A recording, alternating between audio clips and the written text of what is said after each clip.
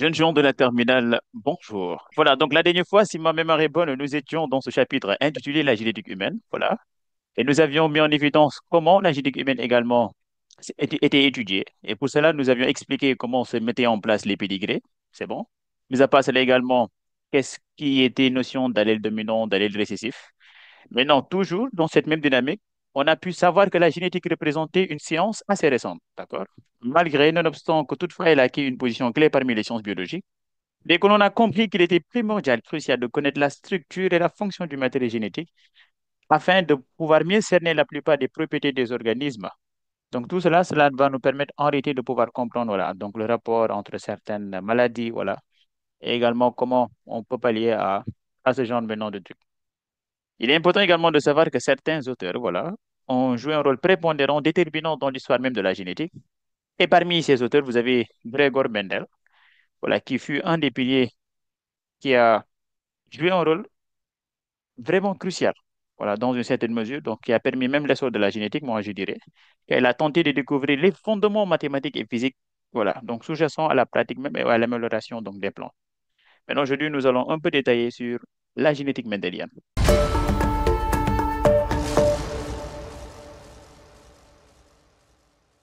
Maintenant, en première, jeunes gens, si ma mémoire est bonne, vous aviez fait un peu les notions de chromosomes. C'est bon. D'emblée, vous avez parlé de gènes. Donc là, je vais commencer. Voilà, donc là, je me rappelle. En première, vous avez fait la notion de gène. Voilà. Et c'était quoi le gène? Qu'est-ce qu'on vous avait dit par rapport au gène? Allez-y, je vous écoute. Le gène est une portion d'ADN. Très bien. Donc, je le mets ici. Donc, le gène est une portion d'ADN. Maintenant, on va se rendre compte que maintenant, ce gène, donc son expression va donner ce qu'on appelle le caractère. Le caractère, par exemple, aujourd'hui, quand je prends la forme du nez, comme on l'avait dit précédemment, qui pouvait être un nez épaté ou bien un nez pointu, ou bien encore quand je peux prendre la taille d'une personne. Une personne peut être élancée ou bien de taille courte. Quand je peux prendre également la masse d'une personne, une personne peut être à grande masse, d'accord, ou bien donc une personne peut être mince, ainsi de suite, ainsi de suite. Donc, l'OYUP, ce sont des caractères. Mais ces caractères que j'ai tantôt cités, ce sont des caractères que l'on voit. C'est bon jusque-là. Et donc là, on Mhm. parlera de caractères morphologiques. Nonobstant cela également, vous allez vous rendre compte, jeunes gens, qu'il y a des caractères, d'accord, qui ne peuvent pas être distingués à l'œil nu. Par exemple, quand je prends le groupe sanguin, on ne peut pas regarder comme ça une personne et dire que cette personne est du groupe sanguin A, du groupe sanguin O, du groupe sanguin B ou bien du groupe sanguin AB. Si vous faites ça, vous êtes d'accord avec moi? C'est bon. Et donc là, maintenant, on parle de caractère physiologique. C'est bon? Donc, qu'est-ce qu'on va dire dans ce cas-là? Que donc le caractère, tout simplement, le caractère résulte, donc le caractère résulte de l'expression du gène. Maintenant, nous avons dit tout à l'heure que le gène, c'est une portion d'ADN. Et donc, nous allons nous rendre compte que ce gène est porté par un chromosome. C'est bon jusque-là.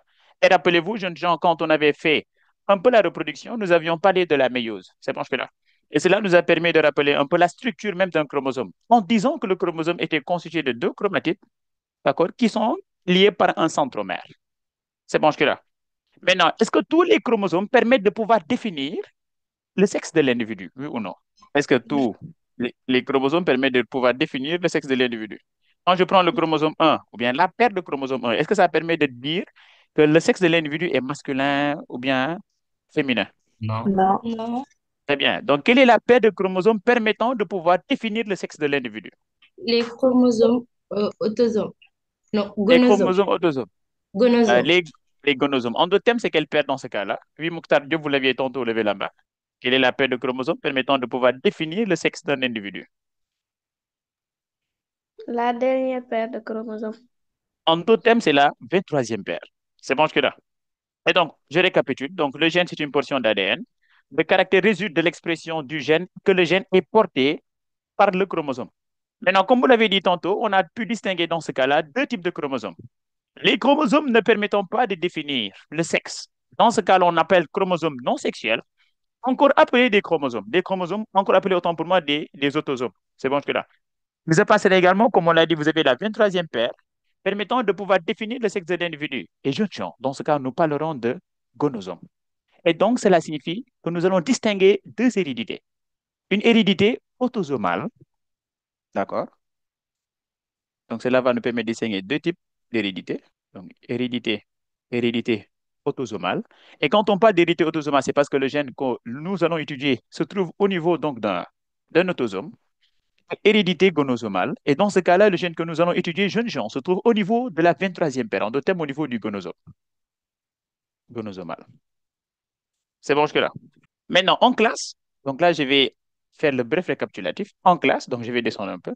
En classe, vous avez étudié maintenant donc la transmission, mais avant cela, vous avez rappelé certains termes. Et ces termes-là, nous l'avions un peu vu précédemment, quand nous avions fait, si vous vous rappelez bien, l'hérédité humaine. En d'autres termes, donc la transmission des caractères chez l'espèce humaine. C'est bon jusque-là. Quand je parle maintenant de gènes, quand je parle d'allèles, quand je parle maintenant de phénotypes, de génotypes, là, je me dis bien que ce ne sont même plus maintenant des notions nouvelles. C'est bon jusque-là. Et donc, aujourd'hui, maintenant, nous allons voir maintenant, quand il s'agit de la transmission d'un caractère, il y a un terme alloué à cela. Quand il s'agit maintenant de la transmission de deux caractères également, il y a un terme alloué à cela. Le genre de la terminale, selon vous, s'il y a transmission d'un caractère, dans ce cas-là, quel est le terme qui est alloué par rapport à ça? Monohybride. Très bien, monohybridisme. Très bien. Donc, terme, donc là, je mets terme, alloué, je mets ici astérisque. Transmission d'un caractère. On parlera de mono. Mono qui signifie ben, qui signifie un. C'est bon que là. Donc, monohybridisme. Et maintenant, jeunes gens, dans ce cas-là, ñaar. Et des familles, vous entendez les DJ Nanko Bisatko. Et dans ce cas-là, nous, qu'est-ce qu'on va dire? Transmission de deux caractères. Qu'est-ce qu'on dira ici? Hybridisme. Très bien. Très bien. Mais jeunes gens, vous êtes forts. Machallah. Yalla bu leen cat dugg. Attendez, je touche bois. Voilà. Transmission de deux caractères. Donc là, je mets également dihybridisme. Maintenant, selon vous également, si on devait faire la transmission de trois caractères, que dirait-on? Hybridisme. Dihybridisme, exactement. Et voyez, ainsi de suite. Donc là, je mettrai trois caractères. Trihybridisme. Oui, voilà.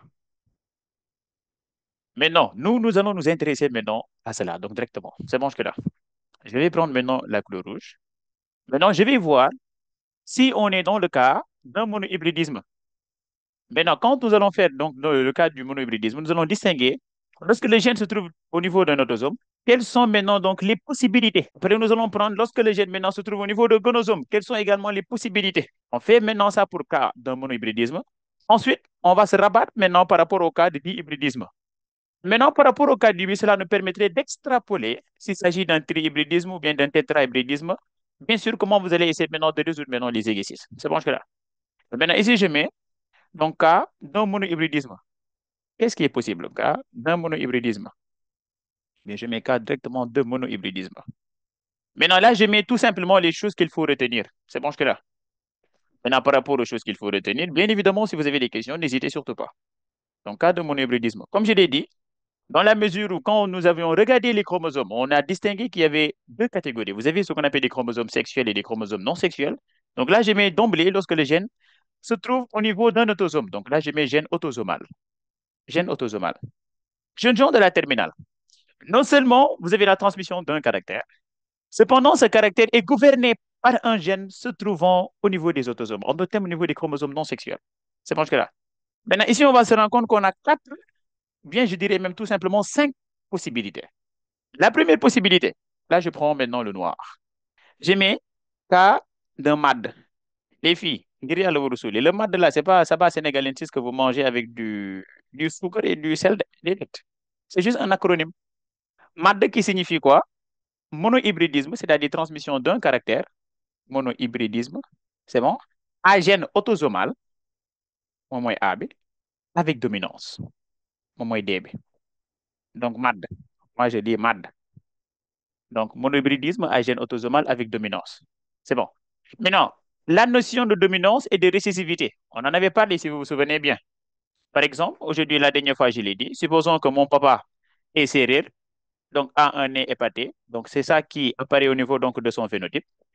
Ma mère également a un nez pointu. Pourquoi? Parce que ma mère est peule. Hey, je prends juste un exemple pour que vous puissiez comprendre. Je ne dis pas que la mère de M. Diouf est une peule. Maintenant, moi, je me retrouve également. Donc, papa m'a donné nez épaté. Pourquoi? Parce que papa est serré de race pure.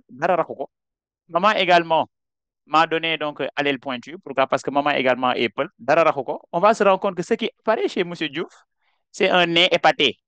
Et donc, si nez épaté apparaît chez M. Diouf, la question dont j'aimerais bien vous poser, entre allèle épaté, allèle pointu, qu'est-ce qui domine donc Moromam?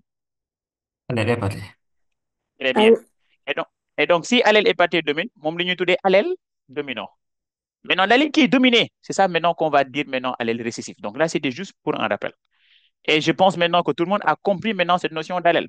Allèle, c'est-à-dire les différentes versions que peuvent prendre le gène. Quand je prends l'exemple donc de la forme du nez, la version, bien les différentes versions que peut prendre la forme du nez, c'est nez pointu, donc l'autre c'est un allèle, nez épaté, donc là également c'est un allèle. Donc je prends également, par exemple, comment le dirais-je, les gens tiennent, d'accord? Donc je dis forme par exemple des bras. Quand je dis bras tiennent, donc l'autre c'est allèle tiennent. Donc là c'est une version en réalité du gène. Quand je dis donc bras, c'est où? Dans ce cas-là, donc là également c'est une version. Donc en réalité donc du gène. Est-ce que je me suis bien fait comprendre le genre de la thématique? C'est bon? Mais non, là, j'efface. C'était juste pour expliquer. Maintenant, on va se rendre compte que dans le cas d'un monohybridisme à gène autosomal avec dominance, nous avons deux possibilités. Première possibilité, c'est quoi? Déjà, on va vous parler de F1. Vous dites F1, c'est-à-dire la première génération. Cela signifie quoi? Supposons que Danga Am, comment le dirais-je, monsieur Ndiaye, je prends juste un exemple, d'accord, se marie avec Madame Ndiaye, c'est bon? Et là, ils ont leurs descendants, c'est-à-dire donc leurs enfants. Mon minute est donc F1. C'est bon jusque-là. Maintenant, on va se rendre compte, ligne, monsieur Ndiaye, madame Ndiaye, là, c'est par rapport à des humaines. Nous, on a, c'est-à-dire, on a dépassé maintenant les humaines. Maintenant, là, nous sommes dans la génétique ménélienne. C'est bon jusque-là. Maintenant, la génétique ménélienne, donc, souvent, donc, ce que vous utilisez comme matériaux biologiques, ce sont souvent donc les plantes. C'est bon jusque-là. Pourquoi? Parce que le temps de génération est très, très court. Le nombre également de descendants est élevé. Et dans ce cas-là, vous pourriez regarder de manière synoptique comment se comporte le caractère. C'est bon jusque-là. Dans le cas d'un MAD, si en F1, vous faites le croisement, c'est bon? Et que vous avez 100%. C'est bon jusque-là. Deuxièmement, c'est-à-dire, on prend également les individus de F1, nous croisons entre eux. C'est-à-dire, on les croise entre eux. Et là, ça nous permet d'obtenir une deuxième génération qu'on appelle F2. Donc, 100% ici, il faut toujours préciser, je mets ici 100% du phénotype dominant. Du phénotype dominant, toujours. Maintenant, ici, je mettrai 3 quarts. Quand je dis 3 quarts, cela signifie donc soit 75% du phénotype dominant. Très bien. Entre parenthèses, 25%. Donc, du phénotype récessif. Et donc, toujours jeune gens, quand vous êtes dans le cas d'un MAD, c'est-à-dire de monohybridisme à gène autosomal avec dominance, voici les deux cas pour une première génération, toujours 100% du phénotype dominant. Deuxième génération, 3 quarts du phénotype dominant et 1 quart du phénotype récessif. C'est bon jusque-là. Donc là, c'est le premier cas par rapport au MAD. La Bible, allez-y. Je me dis, pourquoi on a en F1, on a 100% et en F2, on devrait avoir aussi 100% ou bien? D'accord. Mais non. Supposons que vous prenez donc deux souris. C'est bon jusque-là. Oui. Très bien. Maintenant, la souris, la première souris, c'est une souris jaune. C'est bon. L'autre souris, en réalité, c'est une souris noire. C'est bon jusque-là. Habib, vous me suivez? Habib, Oui, vous oui, êtes là? oui, Très bien. oui. Maintenant, ce sont des races pures. Comme ce sont des races pures, donc cela signifie qu'ils sont homozygotes. C'est bon jusque-là. Et donc là, je mets d'emblée le phénotype. Je mets ici le caractère jaune. Parce que le caractère, on vous a dit en réalité que quand on le représente, c'est deux crochets avec la lettre. C'est bon jusque-là. Maintenant, moi, je connais déjà le pourquoi j'ai mis donc le J en majuscule. Et là également, j'ai mis donc le N en majuscule. Pourquoi? Parce que je me suis rendu compte que quand je fais le croisement, je n'ai qu'après des souriceaux, madame Sendom, les souriceaux, on va se rendre compte qu'il n'y a que des souriceaux de couleur jaune. C'est bon jusque-là. Et donc, comme il n'y a que des Oui. souriceaux de couleur jaune, donc entre le jaune et le noir, vous n'avez pas ici dominer sa morom. Donc, c'est le jaune. C'est bon, Habib. Hmm. Donc, comme c'est lui qui domine, raison pour laquelle j'ai écrit ça avec la lettre majuscule. Donc là, j'ai mis grand J. Maintenant, comme j'ai dit tantôt que ce sont des races pures, donc cela signifie également qu'ils sont homozygotes. Donc, quand je vais écrire le génotype, donc je mettrai ici J, J, pourquoi? Parce que dara raxu ko. Là également, je mettrai petit n sur petit n. Pourquoi? Parce que dara raxu ko. Et maintenant, je descends un peu. Là, après les génotypes, on vous a appris la méiose. Pourquoi? Parce que c'est la méiose qui permet la formation des gamètes. Et donc là, je mets tout simplement gamètes. En mettant ici gamètes, on avait expliqué en réalité lors de ce qu'on appelle donc l'anaphase 1, vous allez avoir séparation des chromosomes homologues. C'est bon jusque-là. Et donc là, cela ne donne qu'un seul type de gamète. tamit dafay joxe benn type de gamète kese. C'est bon jusque-là. ñaari ñi bu ñu Oui. dajee par fécondation, vous allez avoir ici l'allèle jaune, donc il sera sur l'allèle noir. Jaune ak noir, dañ ne bu ñu dajee toujours dañuy am donc jaune. Donc raison pour laquelle on va avoir que des individus donc de couleur jaune. C'est ça qui explique le pourquoi j'ai mis F1 100%. C'est bon, Habib? Oui. Maintenant, pourquoi j'ai mis donc F2 75 25? Parce que j'ai dit tantôt, là c'est la génération F1. Pour obtenir la génération F2, j'ai croisé deux individus de F1. Donc, je prends un individu F1 que je croise avec un autre individu F1. Maintenant, je sais bien que leur phénotype, ils apparaissent jaune. Bon, mon équiné, parce que l'autre mon c'est un caractère. Donc, je mets ici le caractère, c'est jaune. C'est bon. Mais cependant, je sais Oui. également qu'ils ne sont pas de race pure. Pourquoi ils ne sont pas de race pure? Parce que quand je regarde leur génotype, B jaune sur noir là. Donc, je l'écris. Je dis génotype B, G sur petit n. Là également, G sur petit n. C'est bon jusque-là. Oui. Maintenant, Oui. je vais mettre quoi? Leurs gamètes. Et leurs gamètes sont obtenus à travers la méiose. Et la méiose que j'avais expliquée en répartissant en deux méiose 1, méiose 2. Au niveau de l'anaphase 1, il y a une séparation des chromosomes homologues. Mais quand vous regardez bien, comme dans un ñaari type d'allèle, donc dafay joxe également ñaari type de gamètes. Donc fii dafay nekk J, N. C'est bon jusque-là. Et tamit, même Oui. chose également, dafay joxe donc allèle jaune bi ak allèle N bi. C'est bon. Donc, il y a maintenant Oui. plusieurs possibilités. Raison pour laquelle maintenant, je vais faire l'échiquier. Ce qu'on fait échiquier bi, je descends un peu. Échiquier, donc là, j'ai écrit échiquier de croisement qui correspond à l'échiquier de Punnett. Mes parents, premier parent F1, deuxième parent F1 bi également. Ñaata type de gamètes lañ joxe? Quand je regarde bien, j'ai deux types de gamètes. Donc là, j'ai mes J. Mis à part cela également, j'ai mes N parce que moom ñaari type de gamètes la joxe. C'est bon. Fii tamit ñaata type de gamètes Oui. la joxe? Ñaar également. Donc là, j'ai mes J. Et là également, j'ai mes N. C'est bon. Lors de la fécondation, Oui. les gamètes vont se rencontrer. Et donc, fii damay am J sur J. J sur J moom jaune la wala noir parce que ay jaune kese la elle est jaune. Donc forcément, dafay nekk caractère jaune. C'est bon jusque-là. Là également, je vais Oui. avoir quoi? J bii nii moom mooy dajeeg N bii nii. Donc, on aura donc J sur N. Et J sur N Oui. également va donner donc le caractère jaune. Là également, je vais avoir donc le noir et le J. Donc, le J étant sur le noir, cela va donner donc le jaune. Pourquoi? Parce qu'on a dit jaune, moom moo dominé noir. C'est bon. Et là également, Oui. j'aurai quoi? Noir et noir lorsqu'ils vont se rencontrer ici. Donc là, j'ai des nekk donc noir sur noir. Donc, il va donner maintenant le caractère noir. Quand je compte, je regarde, je remarque que j'ai combien de cases? Une, deux, trois. J'ai combien de jaunes au niveau de ces quatre cases? Une, deux, trois. Moi, ma fille m'en est donc trois quarts de jaune. Et combien de cases où il y a un noir? Ben, que c'est moi, m'en est un quart. Maintenant, en mathématiques, Oui. vous avez 3 divisé par 4, de lay jox 0,75. Oui. 0,75, beaucoup multiplié par ça te donne combien? 75. Moi, je bénéficie 75% de jaune. Et là également, j'ai mis 25% de noir. C'est la raison pour laquelle j'ai mis F1 toujours. Dans le cas d'un MAD, F1 bu nekkee 100%, F2 day nekk 3 quarts, 1 quart. Maanaam 3 quarts du phénotype dominant, il faut toujours préciser. 1 quart du phénotype récessif. Habib, est-ce que j'ai répondu à votre question? Oui, oui. Très Très clair. bien, Merci. très bien. Donc là, je mets, dans le cas d'un MAD, donc quand je dis MAC, c'est monohybridisme à gène autosomal, monohybridisme à gène autosomal avec codominance. Maintenant, tout à l'heure, j'ai expliqué la différence entre codominance et dominance incomplète. En réalité, en terminale S2, vous faites une dominance incomplète. C'est bon jusque-là. Juste pas de souci pour ngeen mën a comprendre. Moo tax, on vous dit codominance, mais loolu du codominance. Et là, je l'ai expliqué tantôt. C'est bon? C'est bon? Oui. Très bien.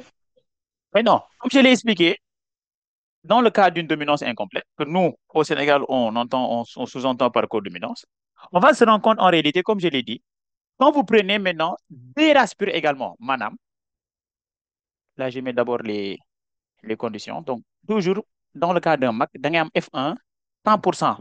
Mais bii du phénotype dominant du phénotype intermédiaire. Phénotype intermédiaire. Après, j'expliquerai pourquoi j'ai mis ça. C'est bon? F2, C'est-à-dire sans dominance ou bien c'est-à-dire sans dominance.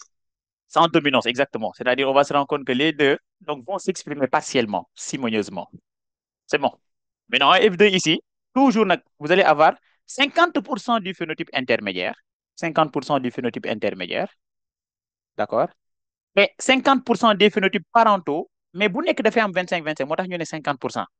Donc là, je mets ici 25%, donc d'un des phénotypes parental, avec benen 25%, benen phénotype parental, d'un autre phénotype parental. C'est bon jusque-là. Maintenant, le may wax ni moy lan. Et là, je mets cas pratique. Pourquoi j'ai dit ça dans le cas de... Donc, aujourd'hui, supposons que vous avez également des races pures. C'est bon jusque-là. Donc, quand on parle de race pure, donc homozygote. C'est bon. Supposons que vous avez donc une fleur à pétales blanches, d'accord, que, que vous croisez donc avec une fleur à pétales rouges. C'est bon. Maintenant, blanc, là, j'ai écrit les phénotypes. Phénotype. Donc, je mets grand B. Rouge également, je mets le phénotype, je mets grand R. C'est bon jusque-là. Maintenant, je mets génotype. Comme j'ai dit en réalité qu'il s'agit de race pure, donc là, ce sera donc B sur B. Là, comme j'ai dit également de race pure, là, je mettrai grand R sur grand R. La gamétogénèse, ça induit et maintenant à une séparation. Donc là, je mets gamète. Ici, on aura combien de types de gamètes? J'ai dit bien combien de types?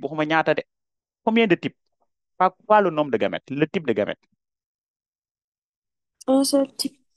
Très bien. Donc, fii da ngay am B kese. Fii tamit da ngay am benn R kese. ñoom ñaar bu ñu dajee da ngay am benn individu bi nga xam ne donc F1 donc aura pour génotype B sur R. Ouais, comme ñaar ñëpp kenn domine sa morom, comme tous les deux, on va se rendre compte que personne ne domine donc l'autre, ils vont s'exprimer parcimonieusement. Moo tax ñu ne dominance incomplète, waaye Sénégal dañuy naan co-dominance. C'est bon que là. Et là, on parlera maintenant de B ak R, c'est-à-dire ils s'expriment en même temps, mais parcimonieusement. Maintenant, BR bi nii, on ne peut pas dire que c'est blanc, on ne peut pas dire également c'est rouge. Blanc ak rouge bu ñu dajeloowee dafay nekk rose. Moo tax ñu ne phénotype 100% des phénotypes intermédiaires. C'est bon, jeunes gens? Oui. Maintenant, si cela également après, vous allez prendre F2. Maintenant, F2, naka lañ ko amee, on a pris en réalité deux individus de F1. Donc, on a un phénotype, un parent. Donc, oui, allez, Fatou Sardiagne, avant que je ne passe à autre chose. Allez, Fatou, vous avez levé la main. Ici, on pouvait aussi mettre R sur B, ou bien? Exactement. Exactement. C'est comme si, très bien. Et merci, merci pour ça. Parce que 2 fois 3, 3 fois 2, quelle est la différence?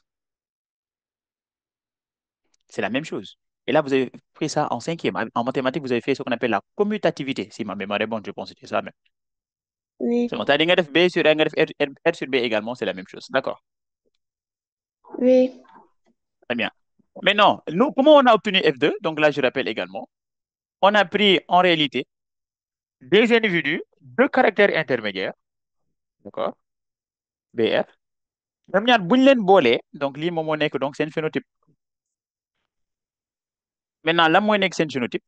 Donc là, ce sera donc B sur R. Là également, B sur R.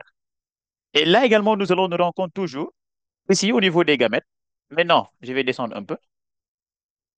Au niveau des gamètes, on a ici deux types de gamètes, donc B et R. Là également, on a deux types de gamètes, B et R. C'est ça qui va induire jeune gens à ce que je puisse maintenant réécrire l'échiquier. C'est bon. En écrivant l'échiquier de Punnett, on l'appelle. Donc toujours F1, F1. Pourquoi? Parce que j'ai croisé deux individus de F1. Le premier F1 a obtenu deux gamètes. Donc je le réécris, donc B avec R. C'est bon. L'autre également a obtenu donc deux gamètes. Donc là également, je mets B également et R ici.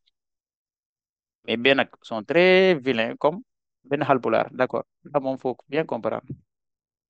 Maintenant, les deux B jeunes gens, lorsqu'ils vont s'associer, ça va donner B sur B. Et B sur B, c'est quelle couleur? C'est la couleur blanche. C'est bon. Maintenant, là également, c'est un B. Hein. Donc là également, ce sera donc B sur R. Et B sur R également, dafay joxe B sur R. Madame, dafay joxe donc phénotype rose. C'est bon.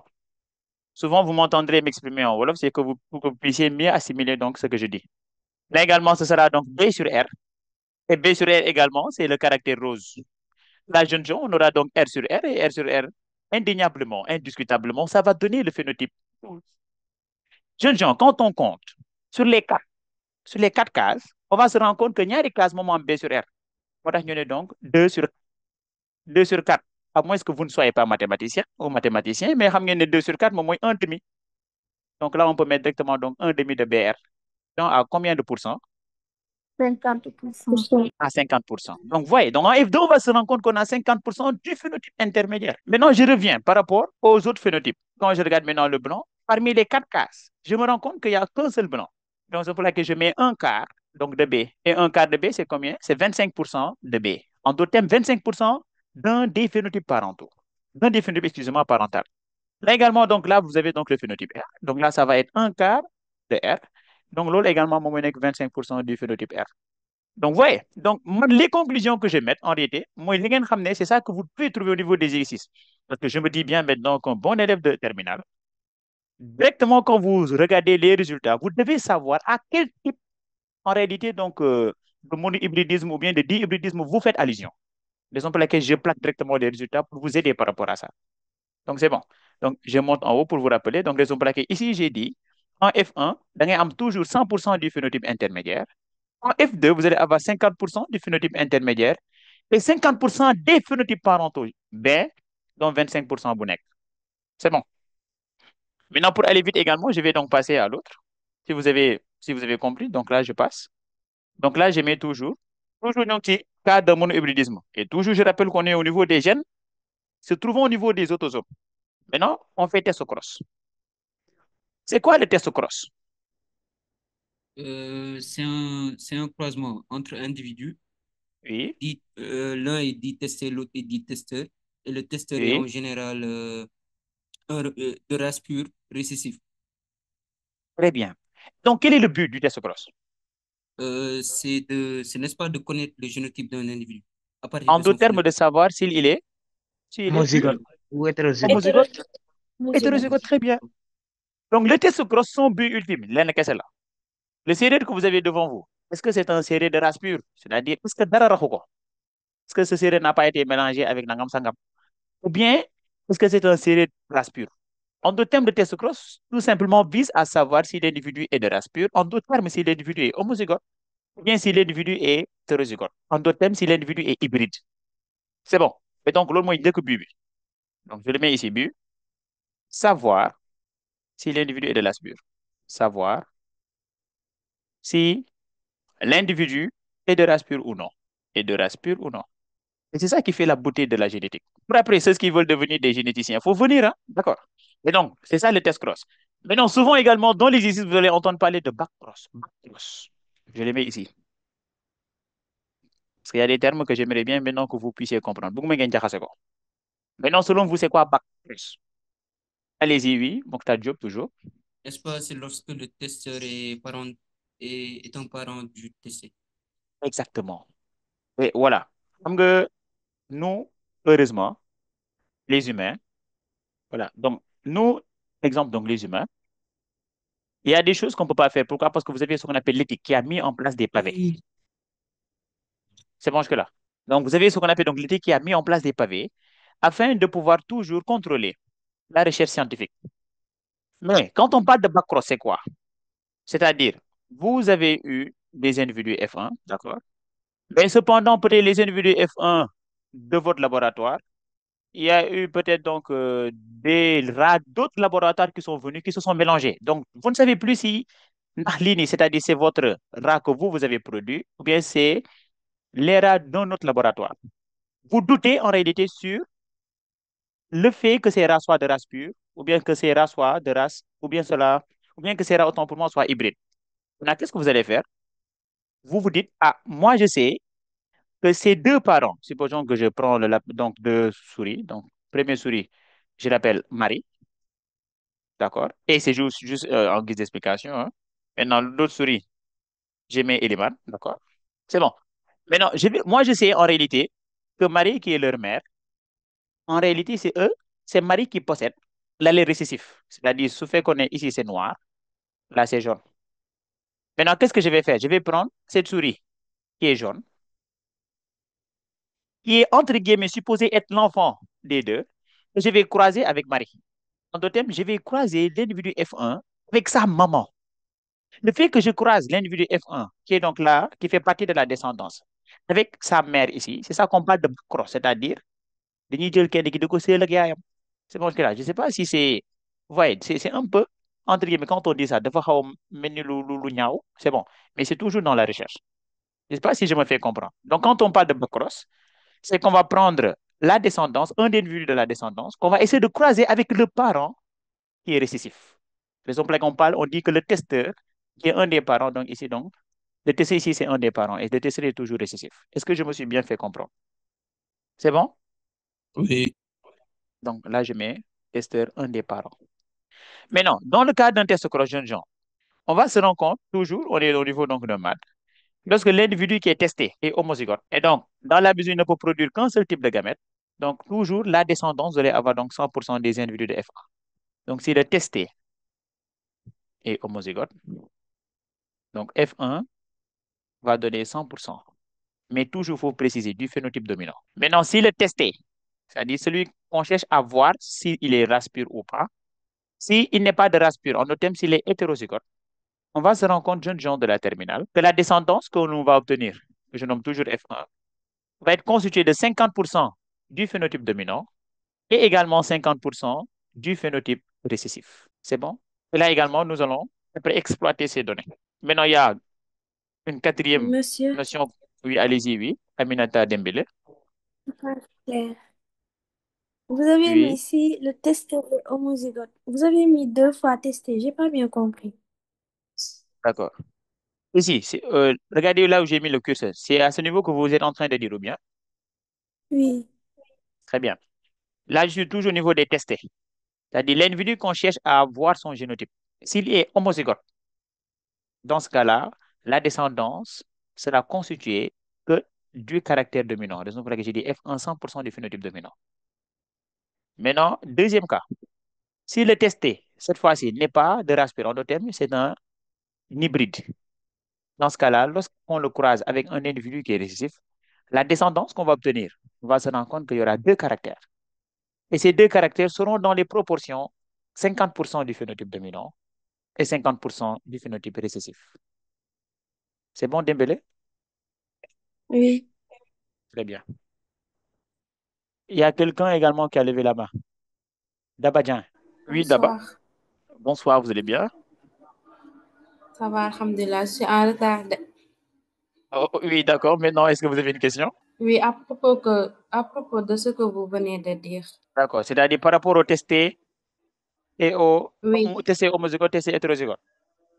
oui, D'accord, il n'y a pas de souci. Non, on va se rendre compte tout à l'heure, comme je l'ai dit. Donc, le test cross vise tout simplement à savoir si l'individu est de race pure ou il est hybride. C'est-à-dire, si vous prenez un séeréer, la séeréer boobu noonu amul dara lu ko rax wala am na lu ko rax. C'est bon jusque-là. Mais on va se rendre compte lorsque l'individu qui est testé, si on le croise avec un autre individu dont on connaît le génotype et qui est récessif, si ça donne que des individus du phénotype dominant, d'abord, voilà, si ça donne que des individus de phénotype dominant, dans ce cas-là, on dira en réalité que l'individu testé, il est homozygote. Donc, beau fait qu'elle vous croisez un individu dont vous ne connaissez pas son génotype avec un autre individu qui est le testeur qui est récessif et que ça donne que des individus ayant un caractère bien défini. Donc, dans ce cas-là, on dira que de l'individu testé est homozygote. Maintenant, si l'individu dont vous ne connaissez pas son génotype, que vous croisez avec un autre individu, le testeur, et que vous vous rendez compte qu'il y a deux caractères, le caractère correspondant, donc 50% de phénotype dominant, 50% de phénotype récessif, donc cela induit à dire que le testé, c'est-à-dire l'un dont on ne connaissait pas, il n'est pas de race pure, mais il est hybride, il est hétérozygote. C'est bon? oui, c'est bon. Très bien. Maintenant, après cela, vous avez parlé de gène létal. Quand on parle de létal, cela signifie quoi selon vous? Jeunes gens, selon vous, c'est quoi? Qu'est-ce que signifie létal? Oui, Cheikh Mbaye. Allez-y, Cheikh Mbaye, je vous écoute. Cela signifie que, que le gène n'est pas viable. Eh bien, bon, cela signifie en réalité que les individus homozygotes par rapport à ces gènes ne sont pas viables. C'est-à-dire, si vous êtes homozygote par rapport à l'allèle dominant, vous allez vous rendre compte que l'individu ne va pas pouvoir, que l'individu en réalité ne pourra pas donc vivre. Donc, raison pour laquelle on parle maintenant de létal. Donc, quelque chose qui est létal, c'est-à-dire quelque chose qui nuit à votre existence. C'est bon que là, nuit à l'existence. Donc, les individus homozygotes, et là, je l'écris, individus homozygotes, les individus homozygotes, d'accord, par rapport à l'allèle dominant, ne sont pas viables. Mais non, comme ils ne sont pas viables, donc cela signifie que forcément, il y aura, normalement, dans le cas d'un F2 d'un MAD, on a trois quarts, un quart. Et donc, s'il y a une, une cage en réalité qui va s'éliminer, au lieu maintenant que la proportion, que le rapport maintenant soit sur 4, maintenant le rapport devrait être maintenant sur combien? Oui, allez-y, cher Mbaye. On aura 2 tiers et 1 tiers. Très bien, tout simplement. Et donc, toujours gène létal. Donc, F1, donc c'est 100% du phénotype dominant. Donc, je l'écris en noir, du phénotype dominant. Maintenant, quand on va croiser les individus de F1, ce qui va nous permettre d'obtenir la génération F2, au lieu qu'on ait 3 quarts, 1 quart, jeunes gens, on va avoir 2 tiers du phénotype dominant et 1 tiers du phénotype récessif.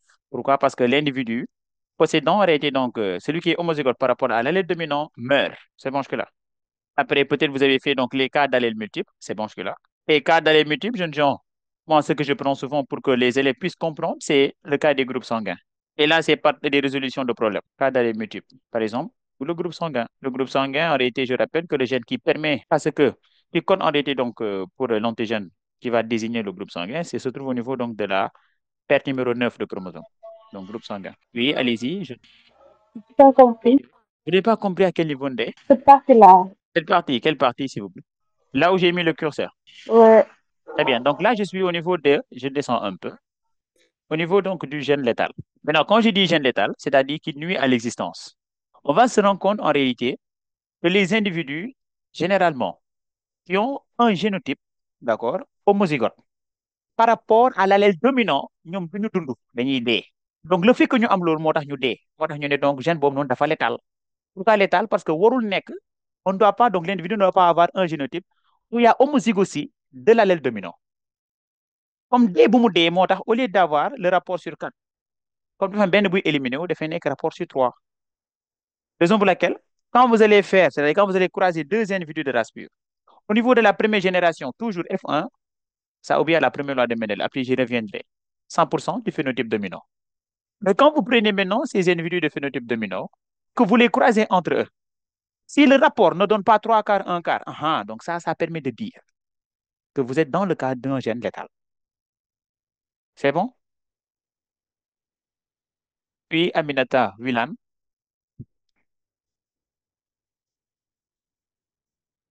Aminata Willan, vous avez levé la main. Oui, bonsoir. Oui, bonsoir Willan, vous allez bien? C'est la même question, monsieur, c'est bon. Ah, d'accord, c'est bon, très bien. Jeune dame, tout à l'heure, la personne qui avait soulevé la question, est-ce que vous avez bien compris? Oui, ça va. D'accord, Ndeye Ndiaye, ok, merci. Donc, je continue. Maintenant, souvent, jeunes gens également, des fois, vous avez un parent du groupe sanguin A, d'accord? Je prends qui, ça? Cheikh Mbaye, d'accord. Mbaye est du groupe sanguin A, d'accord? Et sa femme est du groupe sanguin B. Sa femme, comment? Madame Mbaye. Très bien. Madame Mbaye. Et maintenant, ils ont eu un enfant du groupe sanguin O. I. Mbaye n'est là, il a là. Il dit peut-être que c'est pas son fils. C'est bon jusque-là. Et maintenant, vous, en tant qu'élève de terminale, on vous pose la question de savoir est-ce que cela c'est possible? Oui, Mokhtar Diop. Bien sûr, parce que euh, là, donc le O, il est récessif, quoi. Donc, il est D'accord. chez chacun des parents. Très bien. Oui, Amina Willan, vous avez levé la main également. Amina Willan, vous avez levé la main. Oui, Willan, oui. Non, c'est pas le problème. Ah, d'accord, c'est une erreur, d'accord. Donc, très bien, cela est possible. Pourquoi? Parce que maintenant, vous avez compris le rapport de dominance qui existait entre les allèles désignant ou bien donc conduisant au groupe sanguin. On s'est rendu compte que A et B, les deux allèles-là, dañuy dominer et dominants devant O. C'est bon jusque-là. Maintenant, cependant, A et B, lorsqu'ils sont ensemble, quel mënul dominer sa morom? Et dans ce cas-là, en terminale, on parle de codominance. Mais ça, c'est, voilà, on tolère quoi? On tolère. Et si vous allez à l'université, vous me dites codominance, je vous mets 0. C'est bon. Maintenant, comment est-ce possible? Parce qu'on va se rendre compte en réalité, lorsqu'on va écrire, si donc ils ont donné un enfant du groupe sanguin O, c'est parce que forcément, on sait bien déjà, ceux qui sont du groupe sanguin A ont la capacité de donner peut-être deux génotypes. Soit ils sont de race pure, donc des NEC AA, ou ils sont hybrides ou bien hétérozygotes. Dans ce cas-là, des NEC AO. Ceux qui sont également du groupe sanguin B, soit ils sont BB, dans ce cas-là, ils sont de race pure, ou bien également ils sont hybrides, dans ce cas-là, ils sont BO. Si vous êtes du groupe sanguin O, indéniablement, indiscutablement, vous êtes de race pure. C'est bon? Maintenant, si vous êtes du groupe sanguin AB, indéniablement, indiscutablement, vous avez reçu un A de votre père et un B de votre maman, ou vice-versa. Et donc, s'ils ont la capacité de donner un enfant du groupe sanguin O, c'est parce que mën na nekk AA. Mm-mm. Est-ce que Madame Mbaye, Monsieur Mbaye, autant pour moi, mën na nekk AA? Non, non. Est-ce que Madame Mbaye également peut être BB? Non, non. Et donc, forcément, Monsieur Mbaye est du groupe sanguin A, ayant pour génotype A sur O. Madame Mbaye également est du groupe sanguin B, mais ayant pour génotype B sur O. C'est la raison pour laquelle, jeunes gens, c'est la raison pour laquelle on va se rendre compte en réalité, vous avez la possibilité également d'avoir deux gamètes. Et lorsque les deux gamètes-là se rejoignent, cela va donner un enfant de génotype OO. Et cet enfant de génotype OO va donner donc le caractère O. Donc, c'est important, ces aspects de la génétique, jeunes gens. Et donc là, ça a permis de résoudre beaucoup de problèmes. Donc, il y a des femmes qui ont été répudiées, ndeysaan. C'est parce que les gens ne savaient pas ça. Mais maintenant, avec cette nouvelle connaissance, on ne répudie pas comme ça. Oui, Mokhtar. J'ai une question. Oui, allez-y. Ici, concernant là où, par exemple, l'un des parents est pur et l'autre est hybride. Oui, oui, Maintenant, dans ce cas, on aura quoi comme conséquence? très bien. Donc, je le remets ici. Donc, je descends un peu. Maintenant, supposons ici, avec notre cas toujours, Monsieur Mbaye était du groupe sanguin A, on a dit. C'est bon. Mhm. Sa femme, Madame Mbaye, est du groupe sanguin B. Maintenant, supposons, comme vous l'avez dit, Monsieur Mbaye est de race pure. Et dans ce cas-là, c'est vrai donc que son phénotype, donc là j'ai écrit pour que vous puissiez comprendre. Phénotype, je mets ici donc A. Maintenant, génotype, comme il est de race pure, qu'on n'est que A sur A. Maintenant, Mhm. sa femme, comme on l'a dit, donc on va considérer qu'un seul des individus est homozygote. Donc là, c'est vrai que c'est du groupe sanguin B, Madame Baye. Mais Madame Baye est hybride, donc Madame Baye est BO. Et donc, quand on va maintenant mettre les gamètes, on va se rendre compte que Monsieur Mbaye n'a que la capacité de donner un seul type de gamète lors de la méiose. Madame Baye, par contre, va donner deux types de gamètes, B et O. Maintenant, l'échiquier de Punnett va nous permettre de savoir maintenant la probabilité donc des enfants qu'ils peuvent donner, c'est-à-dire donc en considérant maintenant donc les groupes sanguins. Donc là, j'ai mis Monsieur Mbaye, là, j'ai mis Madame Mbaye. Monsieur Mbaye, on l'a dit, il ne peut donner qu'un seul type de gamète. Madame Mbaye, cependant, a deux types de gamètes. Donc, je le mets, donc B, O. C'est bon. Et on va se rendre compte maintenant que si les deux gamètes maintenant se rejoignent, on aura A sur B. Et dans ce cas-là, l'enfant sera de quel groupe? AB. Là également, c'est A sur O. Et dans ce cas-là, l'enfant sera du groupe A. C'est bon jusque-là. Donc, on va se rendre compte, si on se base sur l'échiquier de Punnett, ils ne peuvent avoir Ah, ah. que des enfants du groupe A et AB. C'est bon jusque-là. Oui. Très bien. Donc là, c'était par rapport au cas donc, des arrêts multiples. L'ini momone contre gène, tout mal. Je répète. Est-ce que oui, Aminata Willan, vous avez des questions? Oui. Oui, monsieur, ici, pourquoi on n'a pas le groupe AO? Le groupe AO. Très bien. Oui, En réalité, pour les groupes sanguins, on va se rendre compte qu'on n'a que quatre groupes. Soit vous avez groupe A, wala nga nekk groupe B, wala nga nekk groupe O, wala nga nekk groupe AB. Donc, fini, si vous regardez bien, vous n'avez pas le groupe AO. Ben groupe que c'est quand même A, ou le B, ou le O, ou le AB. Maintenant, si vous êtes du génotype AO, dans la mesure où A momo dominé O, donc O du mën a feeñ. moo tax dafay nekk groupe sanguin A. Vous avez compris, oui? oui, c'est bien. Oui. Très bien, oui. Habib, oui, je vous écoute. Habib, vous avez levé la main tout à l'heure, oui. Est-ce que vous pouvez revenir sur l'explication de l'échiquier? D'accord. C'est bon, c'est bon, c'est bon. Maintenant, je vais descendre un peu. Très bien. Maintenant, l'échiquier, c'est-à-dire l'échiquier où on a considéré que M. Mbaye n'a donné en réalité qu'un seul type de gamète, ou bien?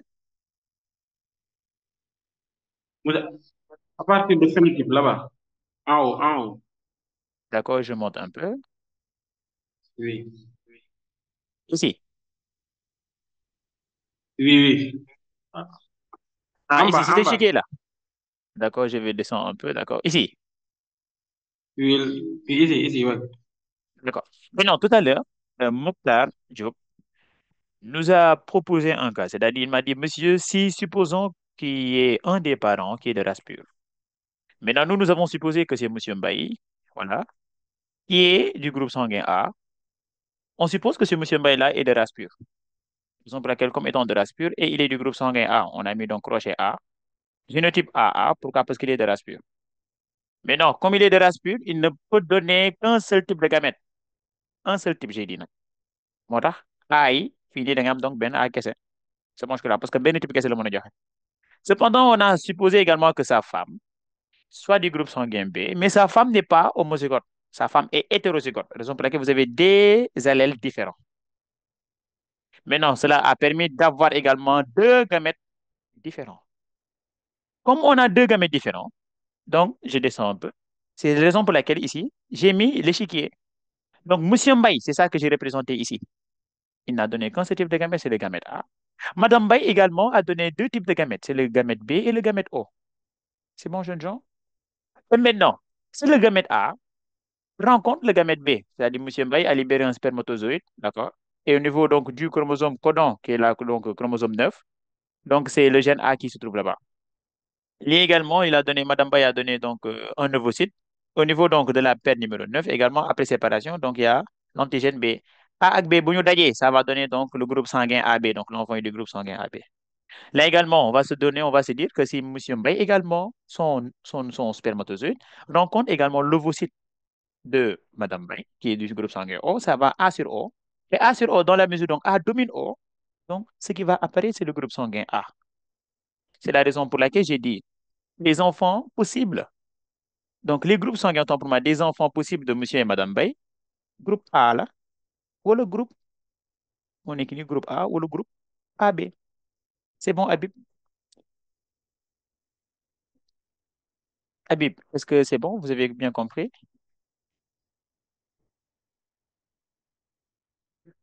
Très bien. En attendant, Wilan, allez-y.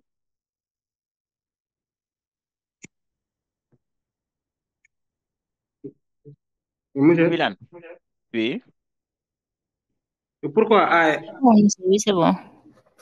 oui, très bien. D'accord, Wilan. Oui, allez-y, Habib, oui.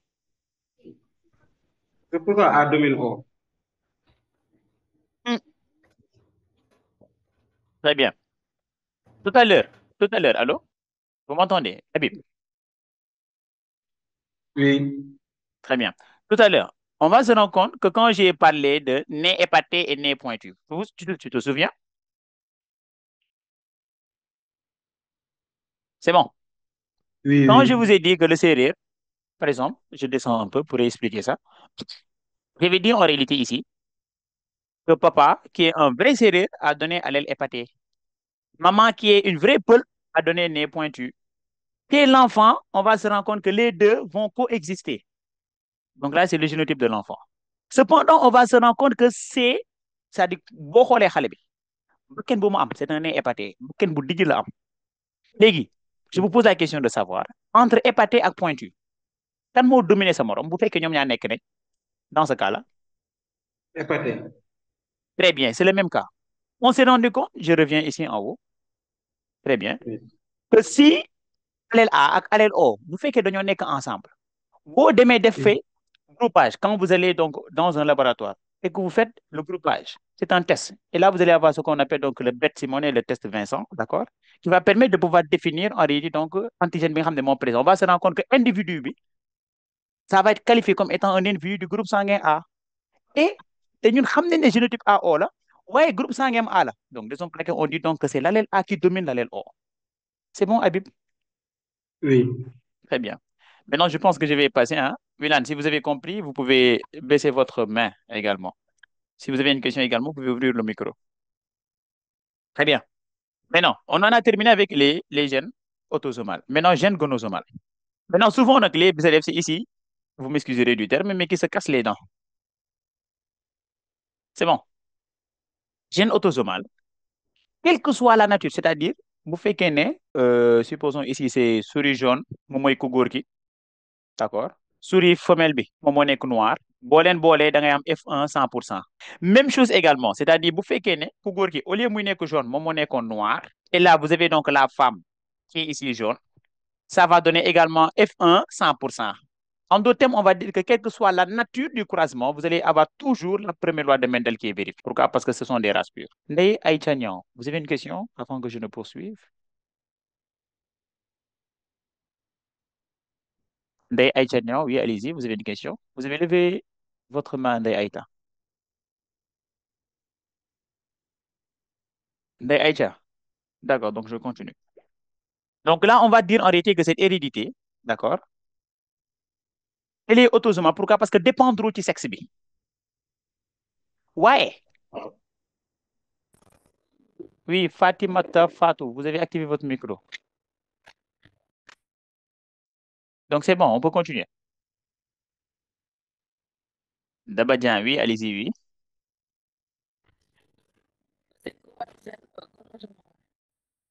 Votre gène gonosoma, c'est-à-dire un gène se trouvant au niveau des gonosomes. C'est bon jusque-là? C'est-à-dire gonosomes, c'est-à-dire les chromosomes non sexuels. Maanaam gène bi nga xam ne moom moo joxe caractère bi mu ngi ci chromosome bi nga xam ne du tax mu nga xàmmee sexe nit ki. C'est pas au niveau de la 23e paire. D'accord? C'est bon? Maintenant, je me rends compte que quand vous posez une question, ça grince. Donc, vous pouvez directement écrire au niveau du chat. Je vais pouvoir lire ça, d'accord? Fatimatou, Fatou également, oui. Donc là, c'est la dernière question que je vais prendre pour qu'on puisse terminer. Oui, allez-y, oui. Bonsoir. Oui, bonsoir Fatimatou, vous allez bien? Oui, je vais bien, alhamdoulilah. Monsieur, parmi les groupes sanguins, on peut avoir le sang doré. Sang doré. C'est quoi le sang doré? Oui. C'est un RH qui est nul. Un RH qui est nul. Oui. Et donc, ça change la couleur du sang. Oui, on le surnomme sang doré parce que c'est très rare. On dit que c'est compatible à tous les groupes. D'accord, donc là, vous m'apprenez quelque chose, hein? Là, je vais noter ça Le- maintenant. euh, Attendez, je note ça. Voilà, je vais noter ça. Oui, Maintenant, après, je ferai des recherches. Inch'Allah, prochainement, on en discute. oui, Sang doré. Inch'Allah. Oui, Vous vous appelez Fatimatou Fatou, donc. Merci, merci Fatou Fatou. oui, Oui, donc je me dis toujours, donc là, on échange, d'accord? Donc, oui, j'apprends de oui, vous comme également vous apprenez de moi. oui, c'est J'espère que ça. également, vous n'êtes pas du sang doré, Fatimatou. Non, moi, je suis du groupe O. Ok, d'accord. Euh, Ok, merci, c'est gentil. Oui, Voilà. Maintenant, tout à l'heure, je l'ai dit, on va se rendre compte que quel que soit le sens du croisement, vous avez toujours F1 qui est 100%. Donc là, on dira que l'hérédité ne dépend pas du sexe. Donc, il y a une hérédité autosomale. Cependant, également, jeunes gens, on va se rendre compte en réalité, mis à part l'hérédité autosomale, vous avez ce qu'on appelle l'hérédité gonosomale. Lolo mooy lan?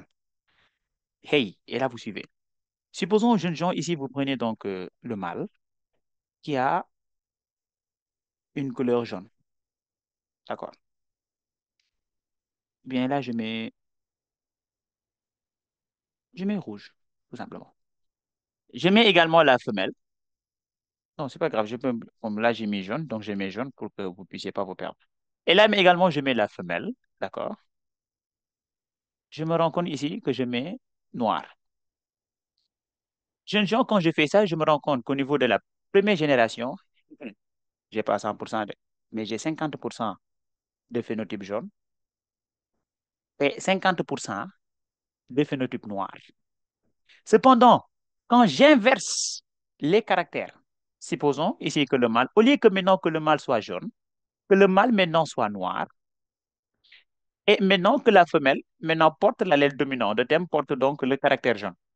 On va se rendre compte qu'au niveau de la première génération jeune jaune, au lieu que j'ai 50% jaune noir, j'ai ici 100%. Que de jaune. Donc vous constatez une chose, c'est-à-dire quoi? Ici, en haut, avec l'hérédité autosomale ici, on s'est rendu compte que quel que soit le sens du croisement, vous avez toujours des individus au niveau de la première génération 100%. Cependant, ici, au niveau donc de l'hérédité gonosomale jeune jaune de la terminale, lorsque j'intervertis, lorsque je change, lorsque je fais varier les caractères de sexe, on va se rendre compte que ça passe de 100% à 50%, 50%. Et donc, hérité béni, on ne peut pas dire que c'est autosomal. Pourquoi? Parce que si ça change de sexe, on va se rendre compte que cela a une influence au niveau de nos résultats. Raison pour laquelle ici, on parlera d'hérédité gonosomale. Et donc, qu'est-ce qu'on retient? Vous n'avez hérédité gonosomale en fonction de individu buy porter allèle dominant parce que regardez ici. Ici, le jaune, c'était le caractère dominant, l'allèle dominant. C'était porté par le mâle. Dans ce cas-là, il faut dire 50%, 50%. J'y reviendrai pourquoi. Ici également, le jaune, est-ce que c'est toujours porté par le mâle? Madame, vous dominez, est-ce que c'est porté par le mâle? Non. Ici, c'est porté par la femelle. Dans ce cas, on va se rendre compte que c'est 100%. C'est bon que là. Et maintenant, pourquoi? Maintenant, c'est ça maintenant que je vais expliquer. Et là, j'ai besoin que vous me reteniez une notion très importante, la notion d'homogamétique et la notion d'hétérogamétique. Parce que il fait que y a beaucoup dans les pertes. Quand on parle d'homogamétique, homogamétique et hétérogamétique, quand je prends par exemple la femme, la 23e paire, est représentée en parlant de XX. En premier, c'est ça qui vous a permis, quand on vous présente un karyogramme, au niveau de la 23e paire, si les chromosomes sont morphologiquement identiques en taille, en forme, position du centromère, et ainsi de suite, maintenant, quand je prends l'homme, est-ce que XX ngay am? Non, non. Très bien, on a X et Y. Des fois, vous voyez, c'est ici écrit X, Y. Des fois, également, au niveau des karyogrammes, on vous montre deux chromosomes, bii dafay ngand, bii ndaw. C'est bon jusque-là. Et donc, ki nga xam ne moom dafa niroo, on parlera d'homogamétique. Ki nga xam ne moom niroowul, on parlera d'hétérogamétique. Et maintenant, il faut suivre. Je reviens en haut. Quand on prend l'homme, on sait bien que l'homme, c'est X, Y. Si c'est l'homme, en d'autres termes, l'individu hétérogamétique qui porte le caractère dominant, l'allèle dominant, dans ce cas-là, il fait que 50%, 50%. Maintenant, si c'est l'individu qui est homogamétique ici, comme la femme, qui porte l'allèle dominant, dans ce cas-là, ça va être 100%. Donc, raison pour laquelle, au niveau de l'hérédité gonosomale, ñu bind ko fii ci suuf, conclusion, F1, on aura 100% si l'allèle dominant est porté, selon vous, par quoi? L'individu homogamétique ou l'individu hétérogamétique? Homogamétique. Très bien, du phénotype dominant. Si l'allèle dominant est porté, si l'allèle dominant est porté par l'individu homogamétique, est porté par l'individu homogamétique. Homogamétique. Moi, je préfère que vous dites homogamétique. Et c'est homme, femme, non, non, parce que des fois, on peut vous donner des insectes et ça change. Donc, dis-moi mon premier cas. Un également, pour ne pas être 100%. Et pourtant, dans la bolée, il y a une espèce de race pure, deux individus de race pure. C'est bon. Donc, dans ce cas-là, vous faites qu'il faut dire 50% du phénotype dominant. C'est-à-dire vous avez croisé deux individus de race pure. Et en F1, vous avez obtenu 50% du phénotype dominant. D'accord? Je descends un peu. Et 50% du phénotype récessif. Dans ce cas-là, qu'est-ce qu'on dira? L'allèle dominant est porté par quoi? Par l'individu homo-hétéro? Hétéro. Hétéro. Très bien. Donc l'allèle dominant est porté par l'individu hétéro. Gis ngeen di jeunes gens, c'est important que vous puissiez comprendre ça. Vous voulez comprendre? Vous allez vous casser les dents et après, on va en souffrir. Hein? Aïcha Sen, oui, et Amina Wilan. Aïcha Sen, d'emblée, votre question, oui. Je voulais savoir quelle est la définition de la notion de homogamétique et hétérogamétique. Très bien. Donc, en attendant également, Aminata Wilan, pour que je puisse rassembler les questions. C'est la seule question, Aïcha Sen? Oui, oui, la Très bien. seulement. Très bien. Aminata Wilan, oui. Oui, monsieur, comment on reconnaît l'allèle dominant et l'allèle récessif? Comment on reconnaît l'allèle dominant et l'allèle récessif? Oui. D'accord. Mais non, avant ça, est-ce qu'il y a des gens qui peuvent répondre d'emblée à la question, avant, pour que moi, je comprenne bien, pour que je puisse savoir si vous avez compris? Par rapport à la question d'Aïcha Sen, c'est-à-dire, selon vous, d'après les explications, qu'est-ce qu'on peut dire, lan mooy homogamétique, lan mooy hétérogamétique? Quelqu'un peut proposer une réponse? Oui, Dabadjan, ou bien Ndeye Aïcha Niang également.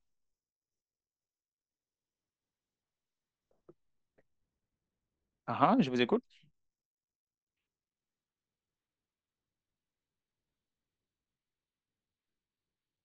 D'accord. Donc, pas de proposition. Oui, allez-y, Mokhtar Diop. On parle donc de, d'hétérogamétique lorsque lorsque les gonosomes de la 23e paire ont une différence. C'est-à-dire, Très par bien, exemple, oui. C'est-à-dire, par exemple, pour l'homme, c'est XY, et pour très la bien. femme, c'est XY pour l'homme du moins. Donc là, c'est Oui, oui. hétérogamétique. Et lorsqu'il n'y a pas de différence au niveau de la 23e paire, il n'y a pas de, c'est homogamétique. Voilà. Très, très bien. Aïcha, je pense que vous avez bien compris. En réalité, quand on parle d'hétérogamétique, on va regarder la 23e paire. Si vous avez au niveau de la 23e paire des chromosomes identiques, dans ce cas, on parlera des chromosomes identiques, comme dans le cas de la femme, on parlera maintenant d'individus homogamétiques, c'est-à-dire qu'ils ne peuvent donner qu'un seul type de gamète. Ça marche que là. Moo tax jigéen boo xoolee baax moom toujours son ovocyte c'est X. Donc la Mm. femme, elle est autant pour moi homogamétique.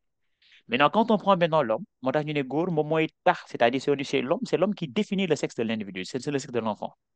Si le spermatozoïde de l'homme, c'était un spermatozoïde à X, et que ça rencontre en réalité donc l'ovocyte de la femme qui est toujours X, et que ça rencontre l'ovocyte de la femme qui est toujours X, dans ce cas-là, vous allez avoir une fille. Cependant, si le spermatozoïde de l'homme qui a fécondé l'œuf, si c'était un Y, et qui féconde Mhm. toujours la femme qui donne un X, dans ce cas-là, ce sera un garçon. Et donc, on pourrait dire en réalité que la femme est Mhm. homogamétique parce qu'elle ne peut produire qu'un seul type de gamètes. L'homme est hétérogamétique, pourquoi? Parce qu'il peut produire deux types de gamètes. C'est bon, Aïcha? Oui, oui. Très bien.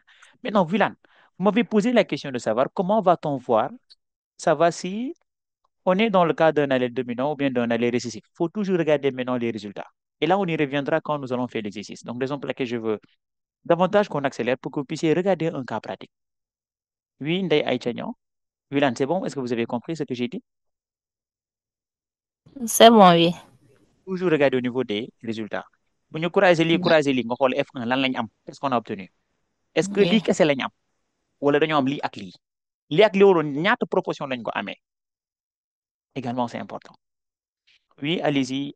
Il y a une main qui est élevée, mais je ne la vois plus. Ndeye Aïcha Niang, oui. Et là, c'est la dernière question que je prends pour qu'on puisse avancer. Oui, allez-y.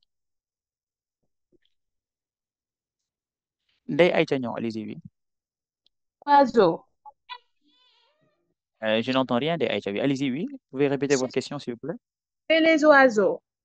Et les oiseaux, très bien, oui.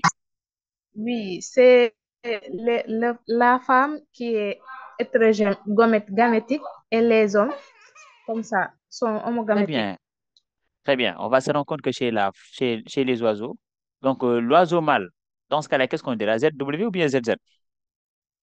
Ndeye Aïcha Niang, c'est bon? Oui, allez-y, Mokhtar. Z, ouais. Très bien. ZW pour la. Et pour la femme également. Donc, raison pour laquelle moi, j'aime pas que vous dites homme ou la femme. Non, parce que ça peut changer d'une espèce à l'autre. Raison pour laquelle dites homogamétique ou dites hétérogamétique. C'est bon? Euh, Oui, allez-y, oui. Oui, c'est bon. D'accord, merci. Donc, je peux continuer. Mais non, là, c'était par rapport au gène gonosomal. Non, là, on a terminé avec le cas de monohybridisme.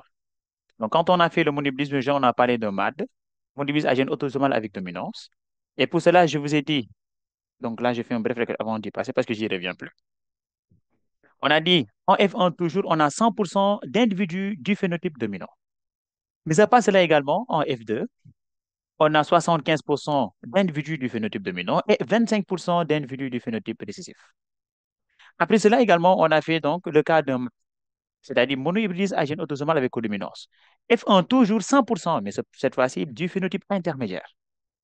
Et F2, 50% du phénotype intermédiaire avec 25% d'un des phénotypes parentaux et 25% de l'autre phénotype parental.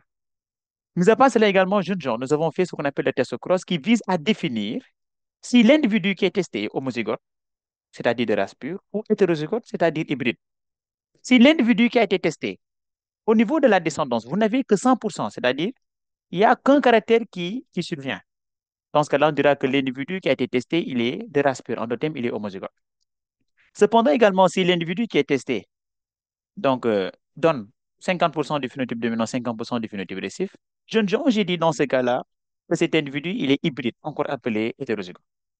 Après cela également, nous avons dit il y a des gènes, lorsqu'ils se présentent à l'état homozygote, d'accord? C'est-à-dire donc l'allèle dominant, lorsqu'il se présente à l'état homozygote, l'individu ne pourrait pas survivre. Et là, c'est ça qu'on a parlé de la notion de létalité, c'est-à-dire de gène létal. Et dans ce cas-là, dans la mesure où il y aura mort de ces individus ayant ce génotype, donc nous allons avoir un F1 100% toujours, mais lorsque ces individus de F1 vont se croiser, au niveau de la deuxième génération, au lieu d'avoir excusez-moi, trois quarts, un quart, il va avoir deux tiers du phénotype dominant et un tiers du phénotype récessif.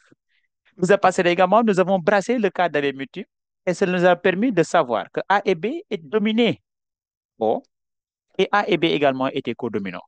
Jeunes gens, nous avons terminé cette partie en brassant un peu ce concept de gène gonosomal. En d'autres termes, donc, les gènes se trouvent au niveau des gonosomes.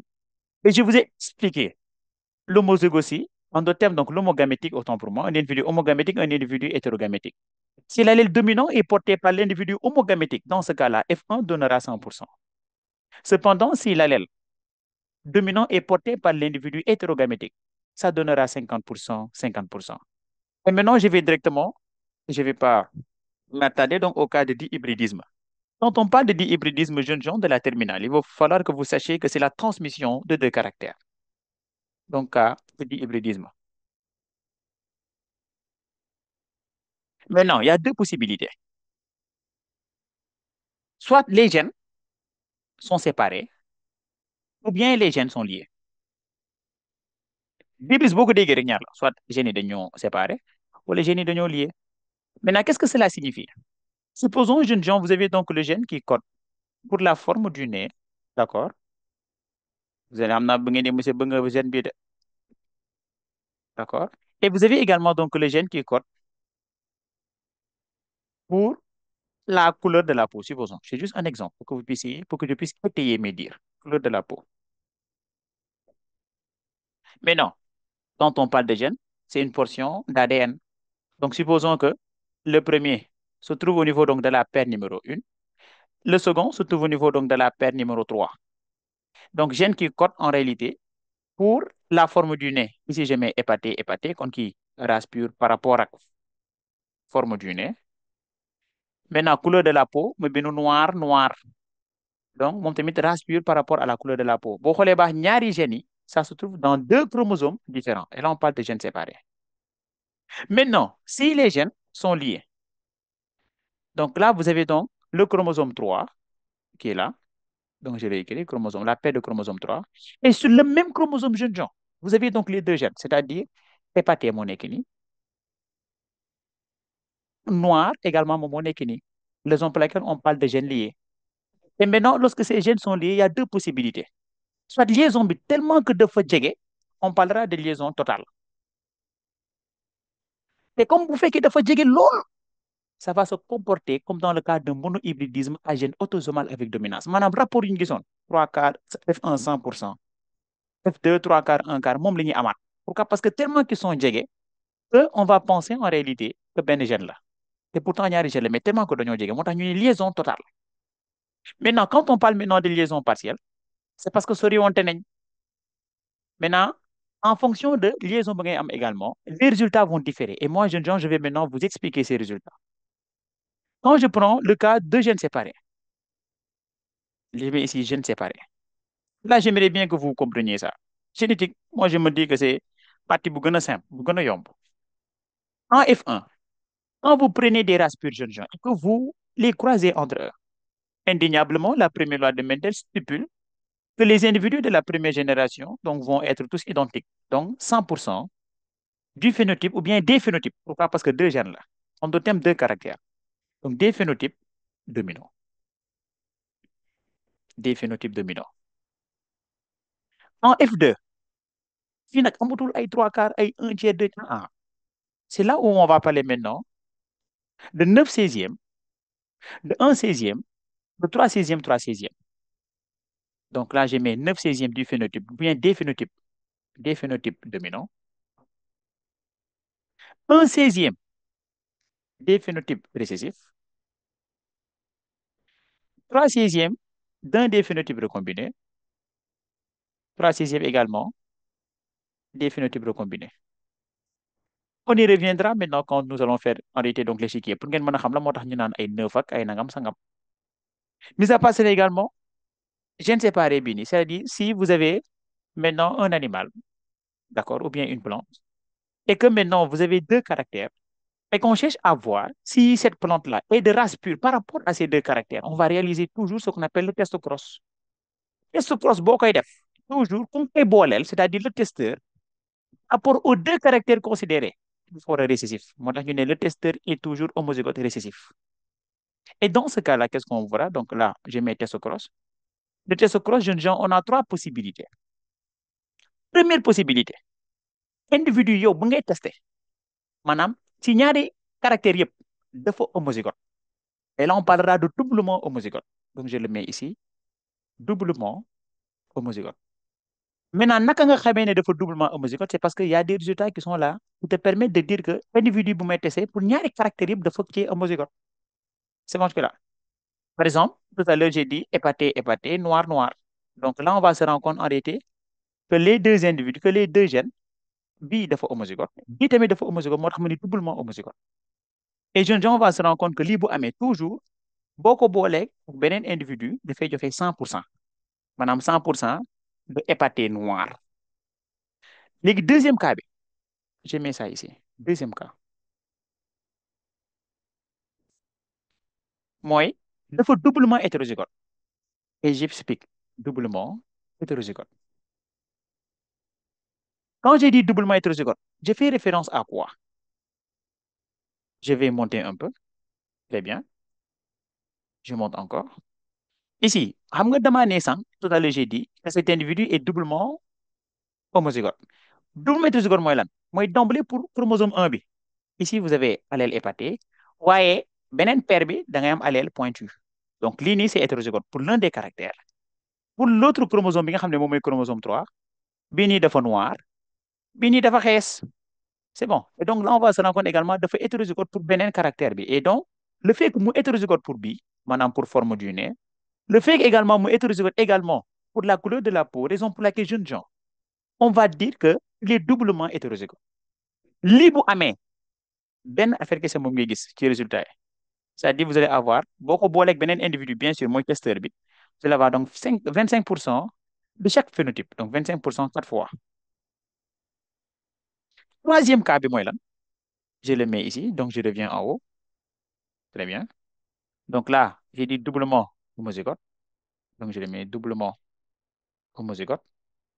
Ici, doublement hétéro. Mais non, mën na hétéro pour benn, homo pour beneen. Lan laa wax noonu, cela signifie quoi?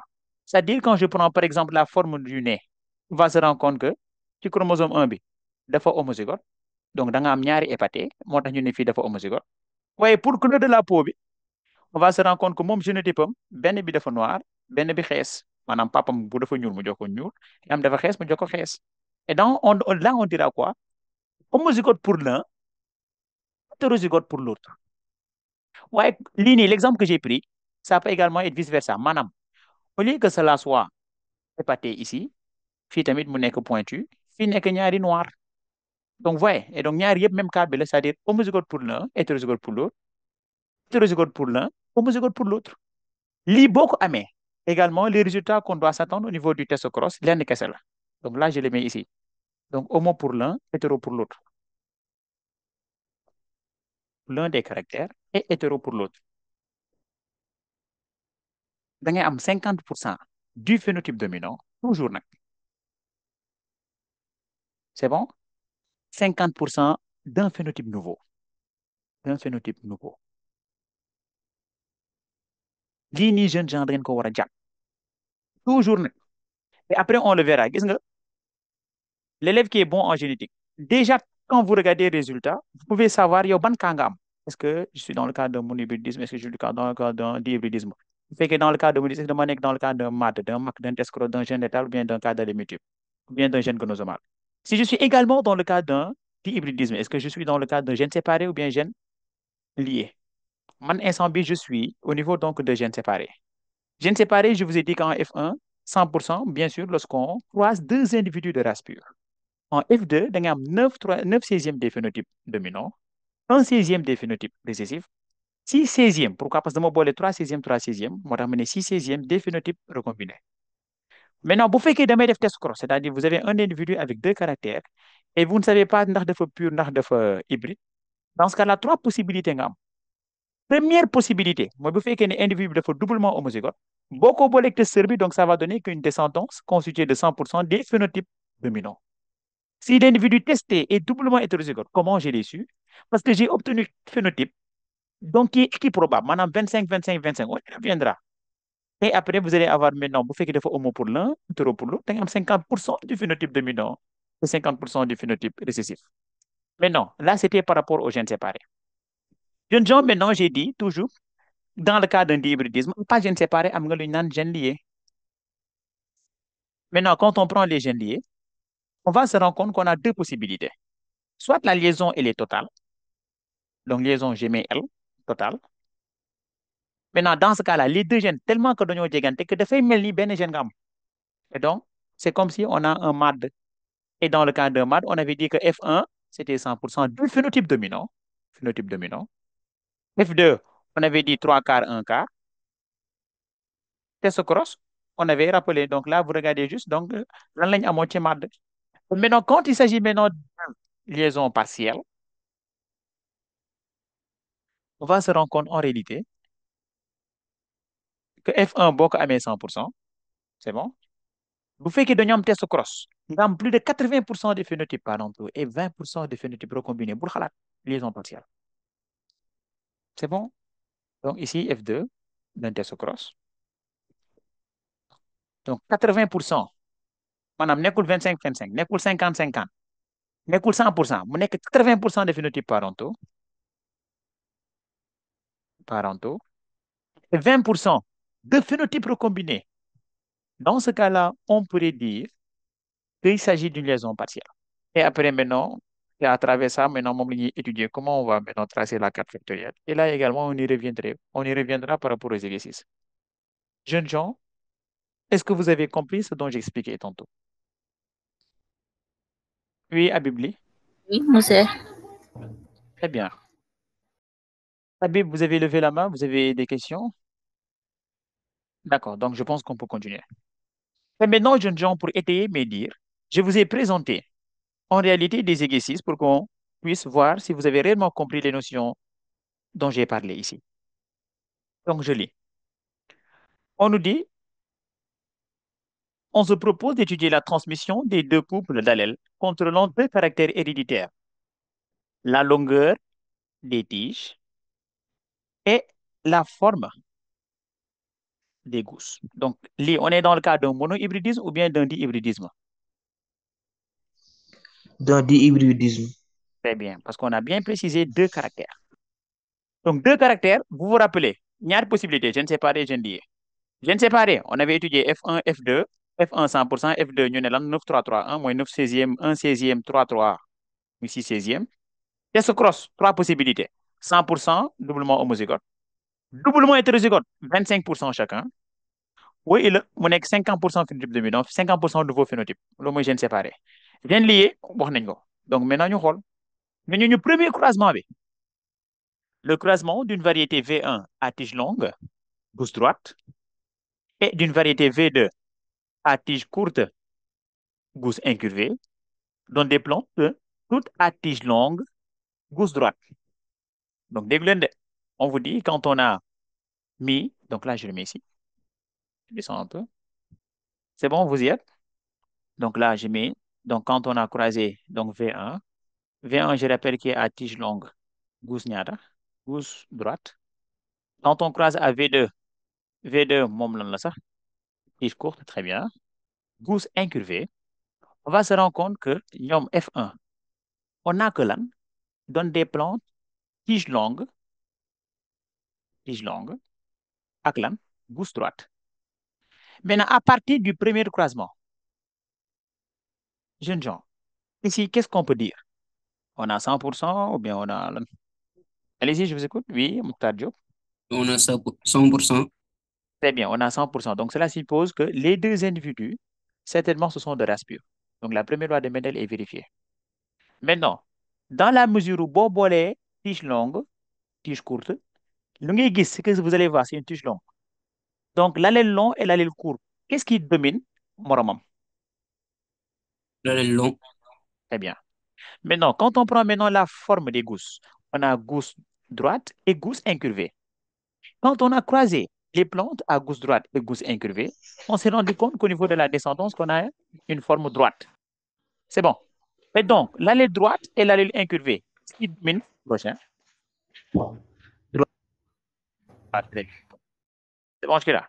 Maintenant, c'est ça qu'on vous dit. On vous dit ici, analysez les résultats de ces deux croisements en vue de déduire la relation de dominance entre les allèles contrôlant chacun des deux caractères étudiés. En d'autres termes, c'est le premier croisement qui va nous permettre de définir, de déterminer la relation de dominance entre les allèles. Vous avez dit tout à l'heure, au niveau de la première génération, F1, on a 100% de long droite. Donc, cela suppose que l'allèle long domine l'allèle court, ou bien est dominant et l'allèle court est récessif. Et maintenant, pour la forme des gousses, l'allèle droite est dominant devant l'allèle incurvé qui est récessif. C'est bon, jeunes gens? C'est bon? Oui. Très bien.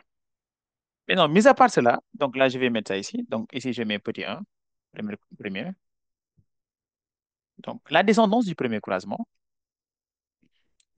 la descendance du premier croisement, est homogène, bien est uniforme, est homogène, et présente un phénotype parental, et présente un phénotype parental, et présente un phénotype parental, et présente un phénotype parental pour les deux caractères.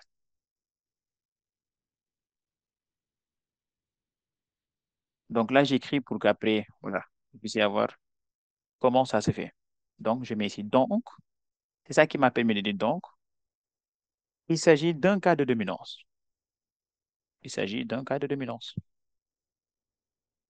D'un cas de dominance. Donc, ici, je mets à la ligne tirée. Donc, l'allèle long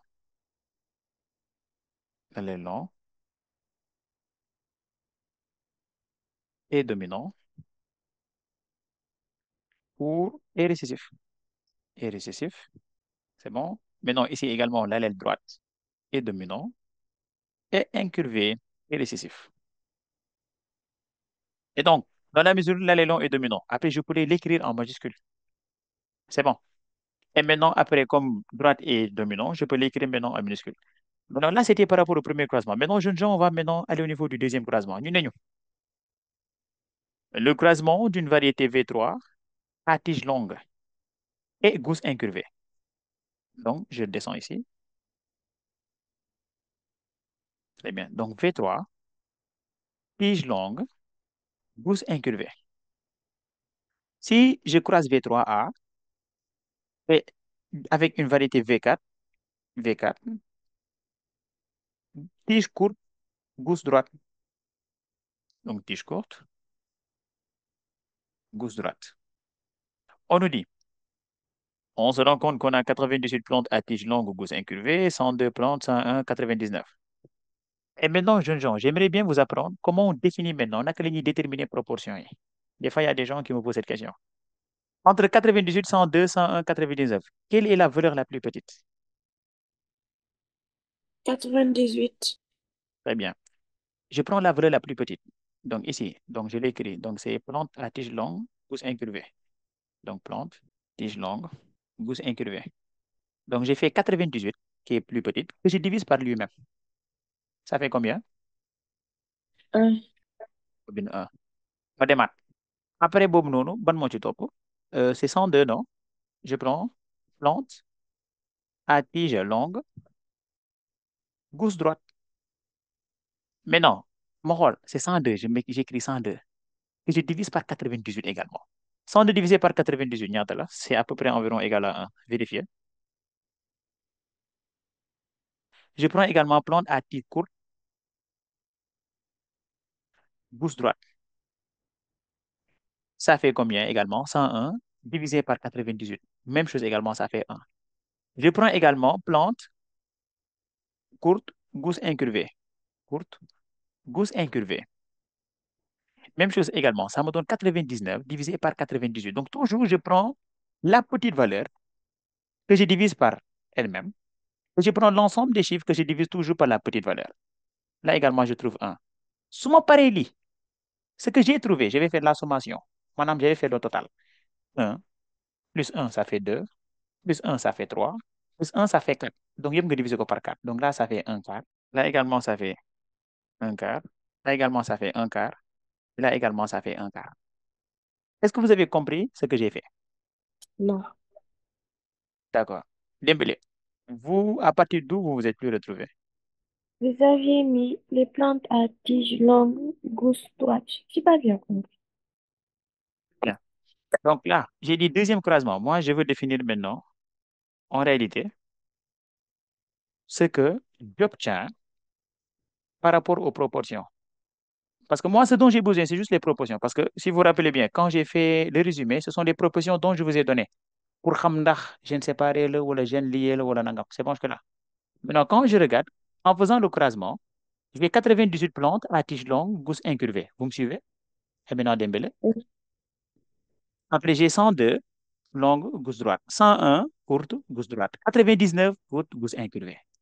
Léegi, je veux comprendre, je veux connaître maintenant ces proportions. Xam nga, des fois, ñu ne le 3 quarts, 1 quart. Xamoon nañu ko amee, c'est ça que je suis en train d'expliquer. Maintenant, vous Mhm. regardez les valeurs. Vous prenez la plus petite valeur. La plus petite valeur ici, c'est combien? On est 98. Mon équilibre, c'est bon. Oui. Tu prends, tu fais 98 divisé par 98. Ça donne combien? Un. Nga bind 1. Après, ñu dem ci beneen bi. C'est combien? Plante à tige longue, gauche droite. Mon équilibre, tige longue, gauche droite, 102 là. 102, tu divises également par la valeur la plus petite. Ça donne combien? Ça donne 1. 1,0. Ça, 1,0, donc là, c'est 1. C'est bon. Mhm. Après, ñu jëlaat planche, tige courte, gauche droite. Tige courte, gauche droite. Ma def tamit, c'est combien sa valeur? C'est 101. Je fais 101 divisé par 98. Ça donne combien également? 1, nangam. C'est égal à 1. C'est bon. Je prends la même chose également. Tige courte, gauche incurvée. Ça donne 99. Donc 99, je divise également par la plus petite valeur, ça fait également 1. C'est bon, Dembélé? Oui. Maintenant, après cela également, ce que j'ai obtenu, vous faites maintenant la sommation. 1 plus 1, ça fait 2, plus 1, ça fait 3, plus 1, ça fait 4. Et je divise tout par 4. Et donc, proportion finalement, j'ai quoi? Un quart, un quart, un quart. C'est bon. Si vous vous souvenez bien, c'est bon? Si vous vous souvenez Oui. bien, dans quelle proportion on a un quart, un quart, un quart? Si, est-ce que c'est le cas de gènes séparés? Est-ce que c'est le cas de gènes liés? Je ne sais pas. Gènes séparés. C'est bon jusque-là? Oui. C'est bon. Très bien, tout simplement ça. Oui. Voilà, maintenant ici, après, on nous dit, donc là, maintenant, d'écrire les génotypes possibles des variétés V1, V2 et V4. Maintenant, V1, si vous vous souvenez bien, donc là, je mets les variétés ici. Donc là, c'est par rapport à la question numéro B. Donc, écrivons les génotypes. Écrivons les génotypes. Donc là, je mets les variétés. Après, je mets ici génotype.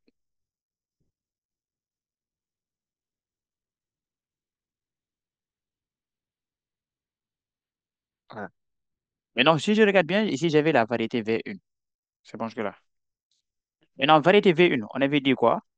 Tige longue, gousse droite. C'est bon jusque-là. C'est bon? Tige longue, gousse droite. Donc, là, j'ai mis tige longue. Parce que comme ce sont des races pures, parce que pourquoi j'ai dit ce sont des races pures? Parce que ñoom ñaar, quand on les a croisés, on a obtenu que 100%, c'est-à-dire tige longue, gousse droite. Donc, cela signifie que donc, ça peut être donc L sur L et D sur D, ou encore L, D, L, D. Parce que dans le cas de gènes séparés, F1 peut donner 100%. Dans le cas de gènes liés également, F1 peut donner 100%. Là, je l'ai dit en haut, si vous vous souvenez bien. C'est bon. Je prends la variété V2 également. Variété V2, moom lañ croisé woon avec V1 au niveau toujours du premier croisement. C'est bon jusque-là. Et V2, on nous avait dit quoi? Tige courte, gousse incurvée. Et donc, cela signifie quoi? Tige courte, donc mon n'est que C sur C, parce qu'on sait bien que ce sont des raspeux, parce que la première génération Monekini, ça n'a donné que des plantes à tige longue gousse droite. Et donc, incurvé, on peut noter ça I, hein. Donc, on met I sur I. Ou, donc là, je mets CI, c'est-à-dire, donc là, dans ce cas-là, je considère que ce sont des gènes liés. Et là également, CI. Donc, les deux premières variétés. Maintenant, après, je vais au niveau donc des deux autres variétés, c'est-à-dire le croisement V3 et le croisement V4. Maintenant, dans la mesure ici, j'avais mis les deux possibilités. D'accord? Là également, je vais remettre les deux possibilités. Pourquoi? Parce que c'est le troisième autant pour moi croisement. Il va me permettre de définir réellement la localisation. Donc là, on a un peu anticipé. Maintenant, quand je continue pour V4, donc là, je descends parce que je n'ai pas assez d'espace en haut. Donc là, je mets V4 ici. D'accord? Et donc en bas, je vais mettre les V9. Maintenant, ici, on a dit quoi? V3 d'emblée, avant de mettre V3, V4, V3. Mais dans V3, on avait dit toute longue, gousse incurvée. Donc, forcément, selon vous, est-ce qu'on peut dire que Kini, par rapport à la longueur de tige, que c'est homozygote ou hétérozygote? Parce que regardez au niveau de ses descendances, on a également des plantes à tiges courtes. Donc, forcément, au niveau donc, de la forme, de la longueur des tiges, on peut dire donc que il ne peut pas être homozygote. Donc, il est hétérozygote par rapport à la longueur de la tige. Et maintenant, quand vous regardez également la gousse, qu'est-ce qu'on va dire? Gousse incurvée. Vous faites qu'une forme gousse incurvée, parce que ben possibilité que c'est là. C'est parce que donc, en ce qui concerne la forme de la gousse, si c'est incurvé, c'est parce qu'il est homozygote par rapport à incurvé. Donc là, je mets I sur I. C'est bon que là. Donc, comme on ne savait pas également, parce que là, on a mis donc les deux possibilités. Donc là, je mets la longueur également, lorsqu'il est dans le cas d'un gène lié également.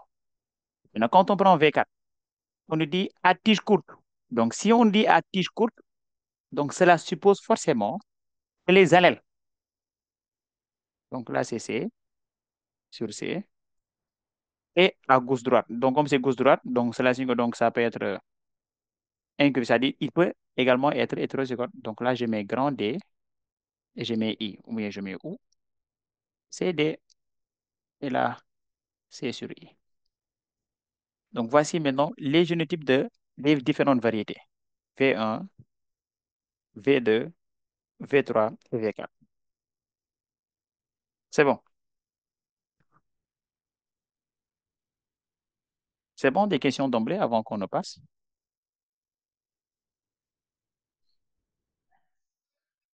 Oui, c'est LHM qui parle. Non, c'est Nogay. D'accord. Allez-y, Nogay, d'emblée, allez-y. À partir des variétés de V3, vous pouvez revenir là-dessus. D'accord. Mais non, c'est la seule question. Habib, oui. Habib, oui. D'accord. Donc, je continue d'emblée avec Nogay. V3, si vous regardez bien, on a dit le croisement d'une variété V3 à tige longue, gousse incurvée. On sait bien que si la gousse est incurvée, donc la forme incurvée, c'est une forme récessive.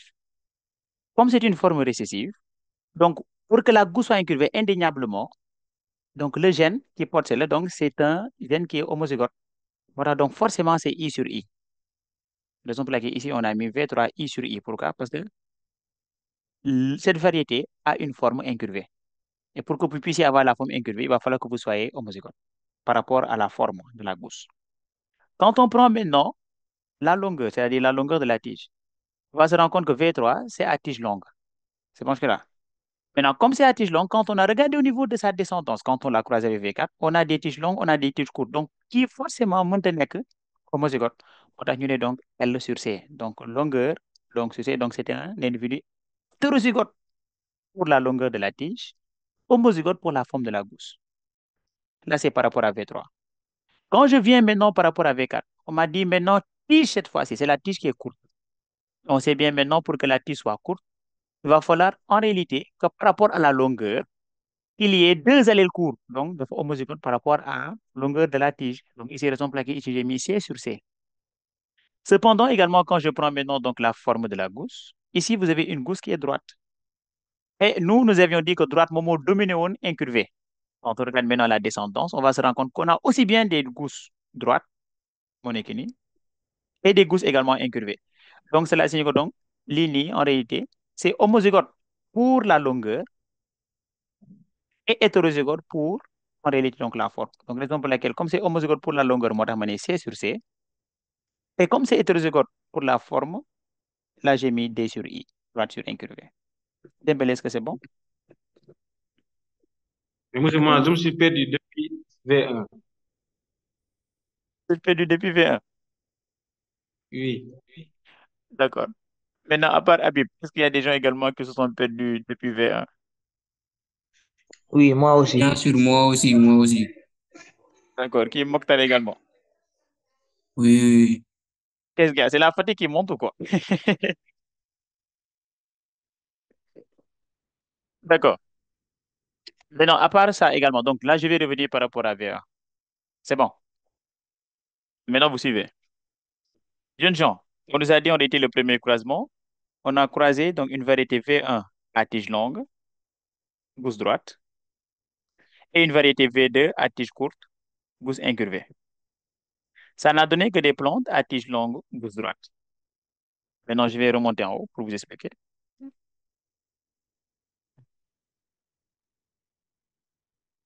Très bien. J'avais dit V1, tige longue, gousse droite, V2, courte incurvée. Quand je regarde la F1, on va se rendre compte qu'on a des plantes à tige longue et gousse droite. Ça qui nous a permis de dire que l'allèle long domine l'allèle court et que l'allèle droite également domine l'allèle incurvé. Et donc, comme la F1 est homogène, et donc cela suppose que V1 et V2 sont de race pure. Comme ce sont de race pure, que nous savons bien que lorsque les gènes sont aussi bien liés comme aussi bien séparés, F1 fait joxe tamit 100%.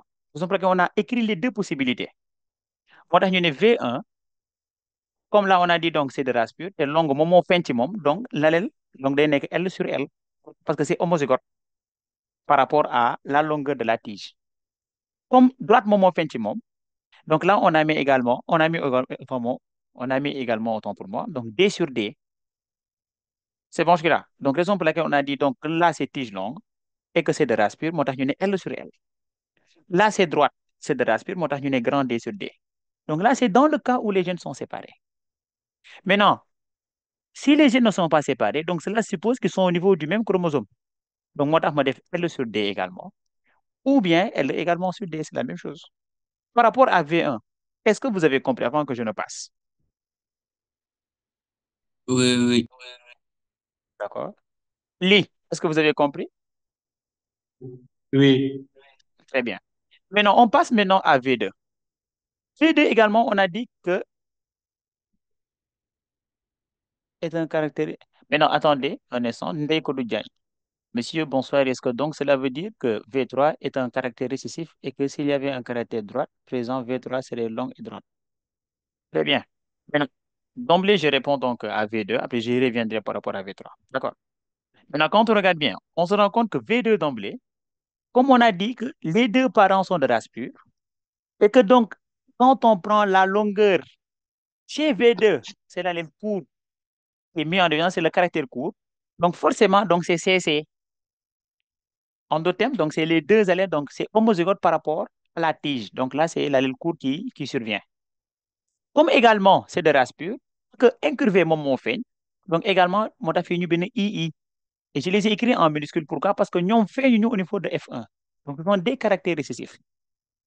Maintenant, si bien que les gènes soient séparés, aussi bien également que les gènes soient liés, là également, on peut écrire, dans le cas où les gènes sont liés, donc l'allèle court et l'allèle incurvé vont être au niveau du même chromosome. L'allèle court également vont être également au niveau du même chromosome. Raison pour laquelle V1 et V2, voici donc les deux génotypes que j'ai écrits. Mokhtar et Li. Est-ce que j'ai répondu à votre question avant qu'on passe? C'est bon. Bon. Li, est-ce que c'est bon? Habib Li, est-ce que vous avez compris? Oui. Très bien. Maintenant, Et le micro pour... est désactivé. Pardon? Non, c'est bon, c'est bon. D'accord. Maintenant, pour V3, et là, maintenant, je vais avec Ndeye Kodou Diagne. On nous dit ici V3. Écoutez, on nous dit à tige longue et gousse incurvée. D'accord. Comme c'est à gousse incurvée et que nous avions dit que incurvé est un allèle récessif. Donc, forcément, par rapport à la forme de la gousse, donc, on aura donc pour la forme une homozygosie, c'est-à-dire qu'on donne I sur I, forcément. Maintenant, ce qu'on ne sait pas, c'est par rapport à la forme de, autant pour moi, à la longueur de la tige. Parce qu'on a dit V3, tige longue. Maintenant, je vais regarder la descendance. Parce qu'on sait bien qu'un allèle long, c'est un allèle qui est dominant. Et donc, si c'était en réalité un individu homozygote, normalement, au niveau de la descendance, est-ce que vous deviez avoir des plantes à tige courte? Non, non. Pourquoi? Parce que l'allèle long domine toujours l'allèle court. Et donc, si vous avez des allèles courts, c'est parce que cet individu V3 possède non seulement l'allèle long, mais également l'allèle court. Moo tax on dira quoi? Que c'est homozygote pour l'un des caractères, hétérozygote pour l'autre. Ça, c'est pour V3. Maintenant, comme on sait bien, parce que là également, dans la maison, on avait écrit donc pour les deux possibilités. Là également, vous mettez donc L, I, c'est-à-dire donc là, que soit le gène est séparé, soit également le gène est lié. Et là également, c'est sur I. Maintenant, là, c'était par rapport à V3. V3, mon équilibre.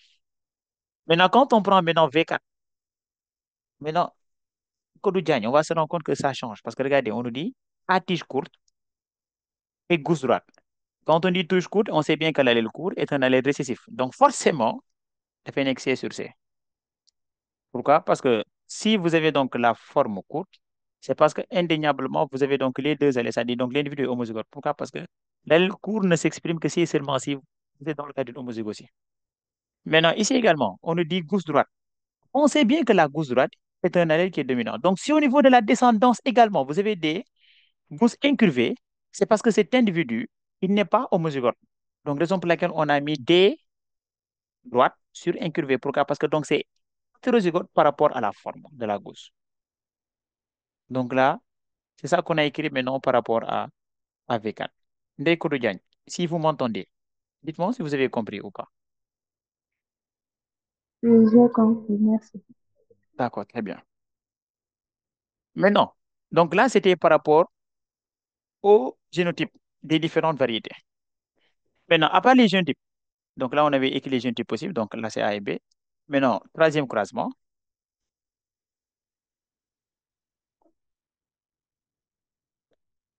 Au niveau du troisième croisement, on nous dit le croisement de deux plantes, 1 et 2, à tige longue, gauche droite. On nous dit longue et droite. C'est-à-dire ceux qui sont issus de la première génération. Issus du deuxième croisement donne 451 tiges longues gauche droite. Donc là, c'est le phénotype dominant, les phénotypes dominants. Regardez, courte ou incurvé. Donc là, c'est le phénotype récessif. Donc je l'écris. Donc phénotype dominant. Là, c'est phénotype récessif. Pourquoi je l'ai dit? Parce que l'un des parents était longue gauche droite. Mon éconi, mon dominant. Parce que mon fait après. On a également ici, qu'est-ce que j'ai dit? Droite, excusez-moi, donc courte incurvée. Donc courte incurvée, donc là, c'est les phénotypes récessifs. Et maintenant, quand on dit tige courte, droite, longue incurvée, donc là, ce sont les phénotypes recombinés. Maintenant, on va regarder leurs proportions. Normalement, si c'est le cas, si c'était le cas, si c'est dans le cas d'un gène séparé, au niveau de F2, on aurait 9 16e des phénotypes dominants, 1 16e des phénotypes récessifs et 6 16e des phénotypes recombinés. On va vérifier. Maintenant, ce que je vous ai appris tout à l'heure, on va essayer de faire. On va prendre le plus petit, c'est combien? C'est combien ici? 49. Donc, on fait 49, qu'on divise par combien? 49. Très bien. Ça nous donne combien? Ah, Très bien. Maintenant, on prend 451 également, qu'on divise par 49. Prenez vos calculatrices et calculez-moi. 451 divisé par 49. Ça fait combien? 9,2. Très bien, 9,2. Donc, vrai. Donc là, on a 9 et 1.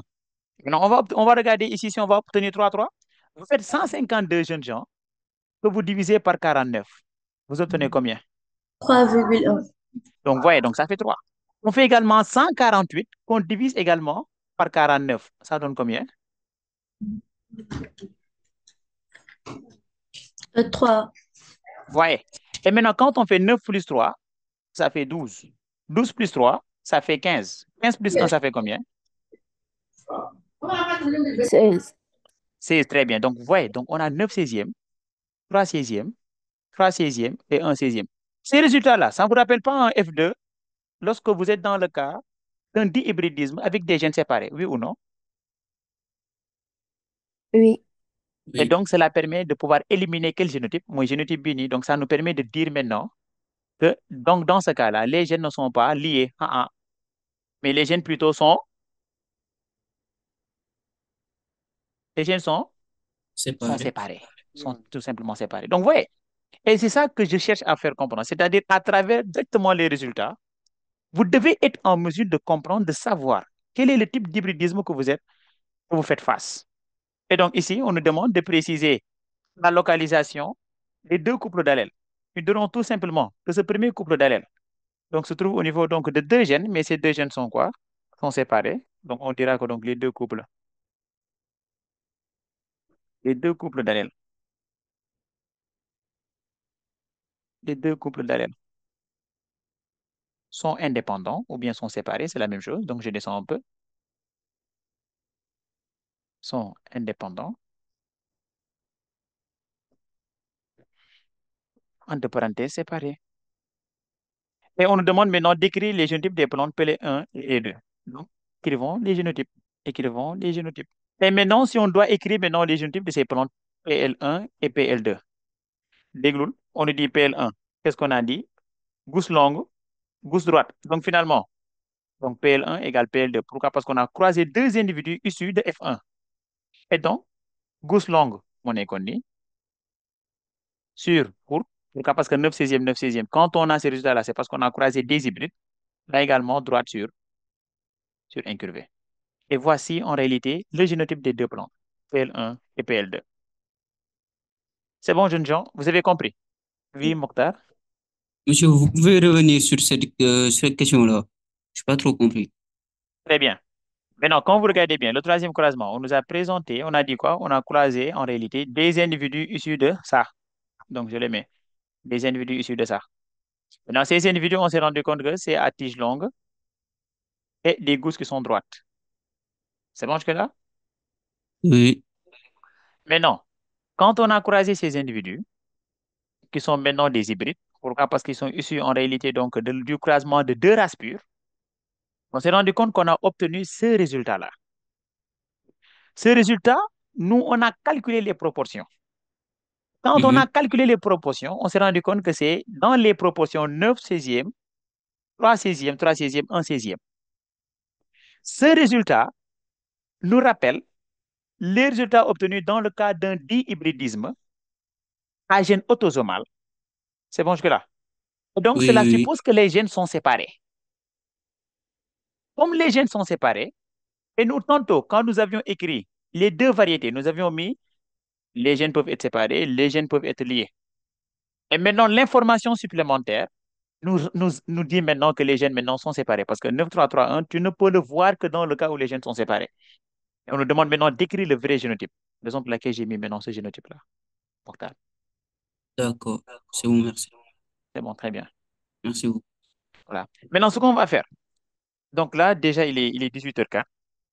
Maintenant, l'exercice qui reste, vous allez essayer maintenant de traiter ça. C'est bon? Maintenant, par rapport à l'autre séance qui va venir, maintenant, on va essayer maintenant ce que vous avez essayé. On va maintenant corriger en bloc pour voir si ce que vous avez essayé maintenant, c'est le cas. Mais essayez d'emblée les exercices. Si vous avez des questions également, n'hésitez pas à écrire au niveau de la plateforme. Donc, les messages également, je les recevrai. C'est bon, jeunes gens? Oui, monsieur, merci beaucoup. Ok, Merci. ok, je vous en prie. Habib, vous avez levé la main, Habib. D'accord. Allez, je vous en prie, allez, bien des choses à vous. Donc, on se donne rendez-vous donc pour prochaine fois, donc pour qu'on puisse continuer donc la suite de la correction. D'accord. Ok, C'est allez, bon. merci, bien des choses à vous.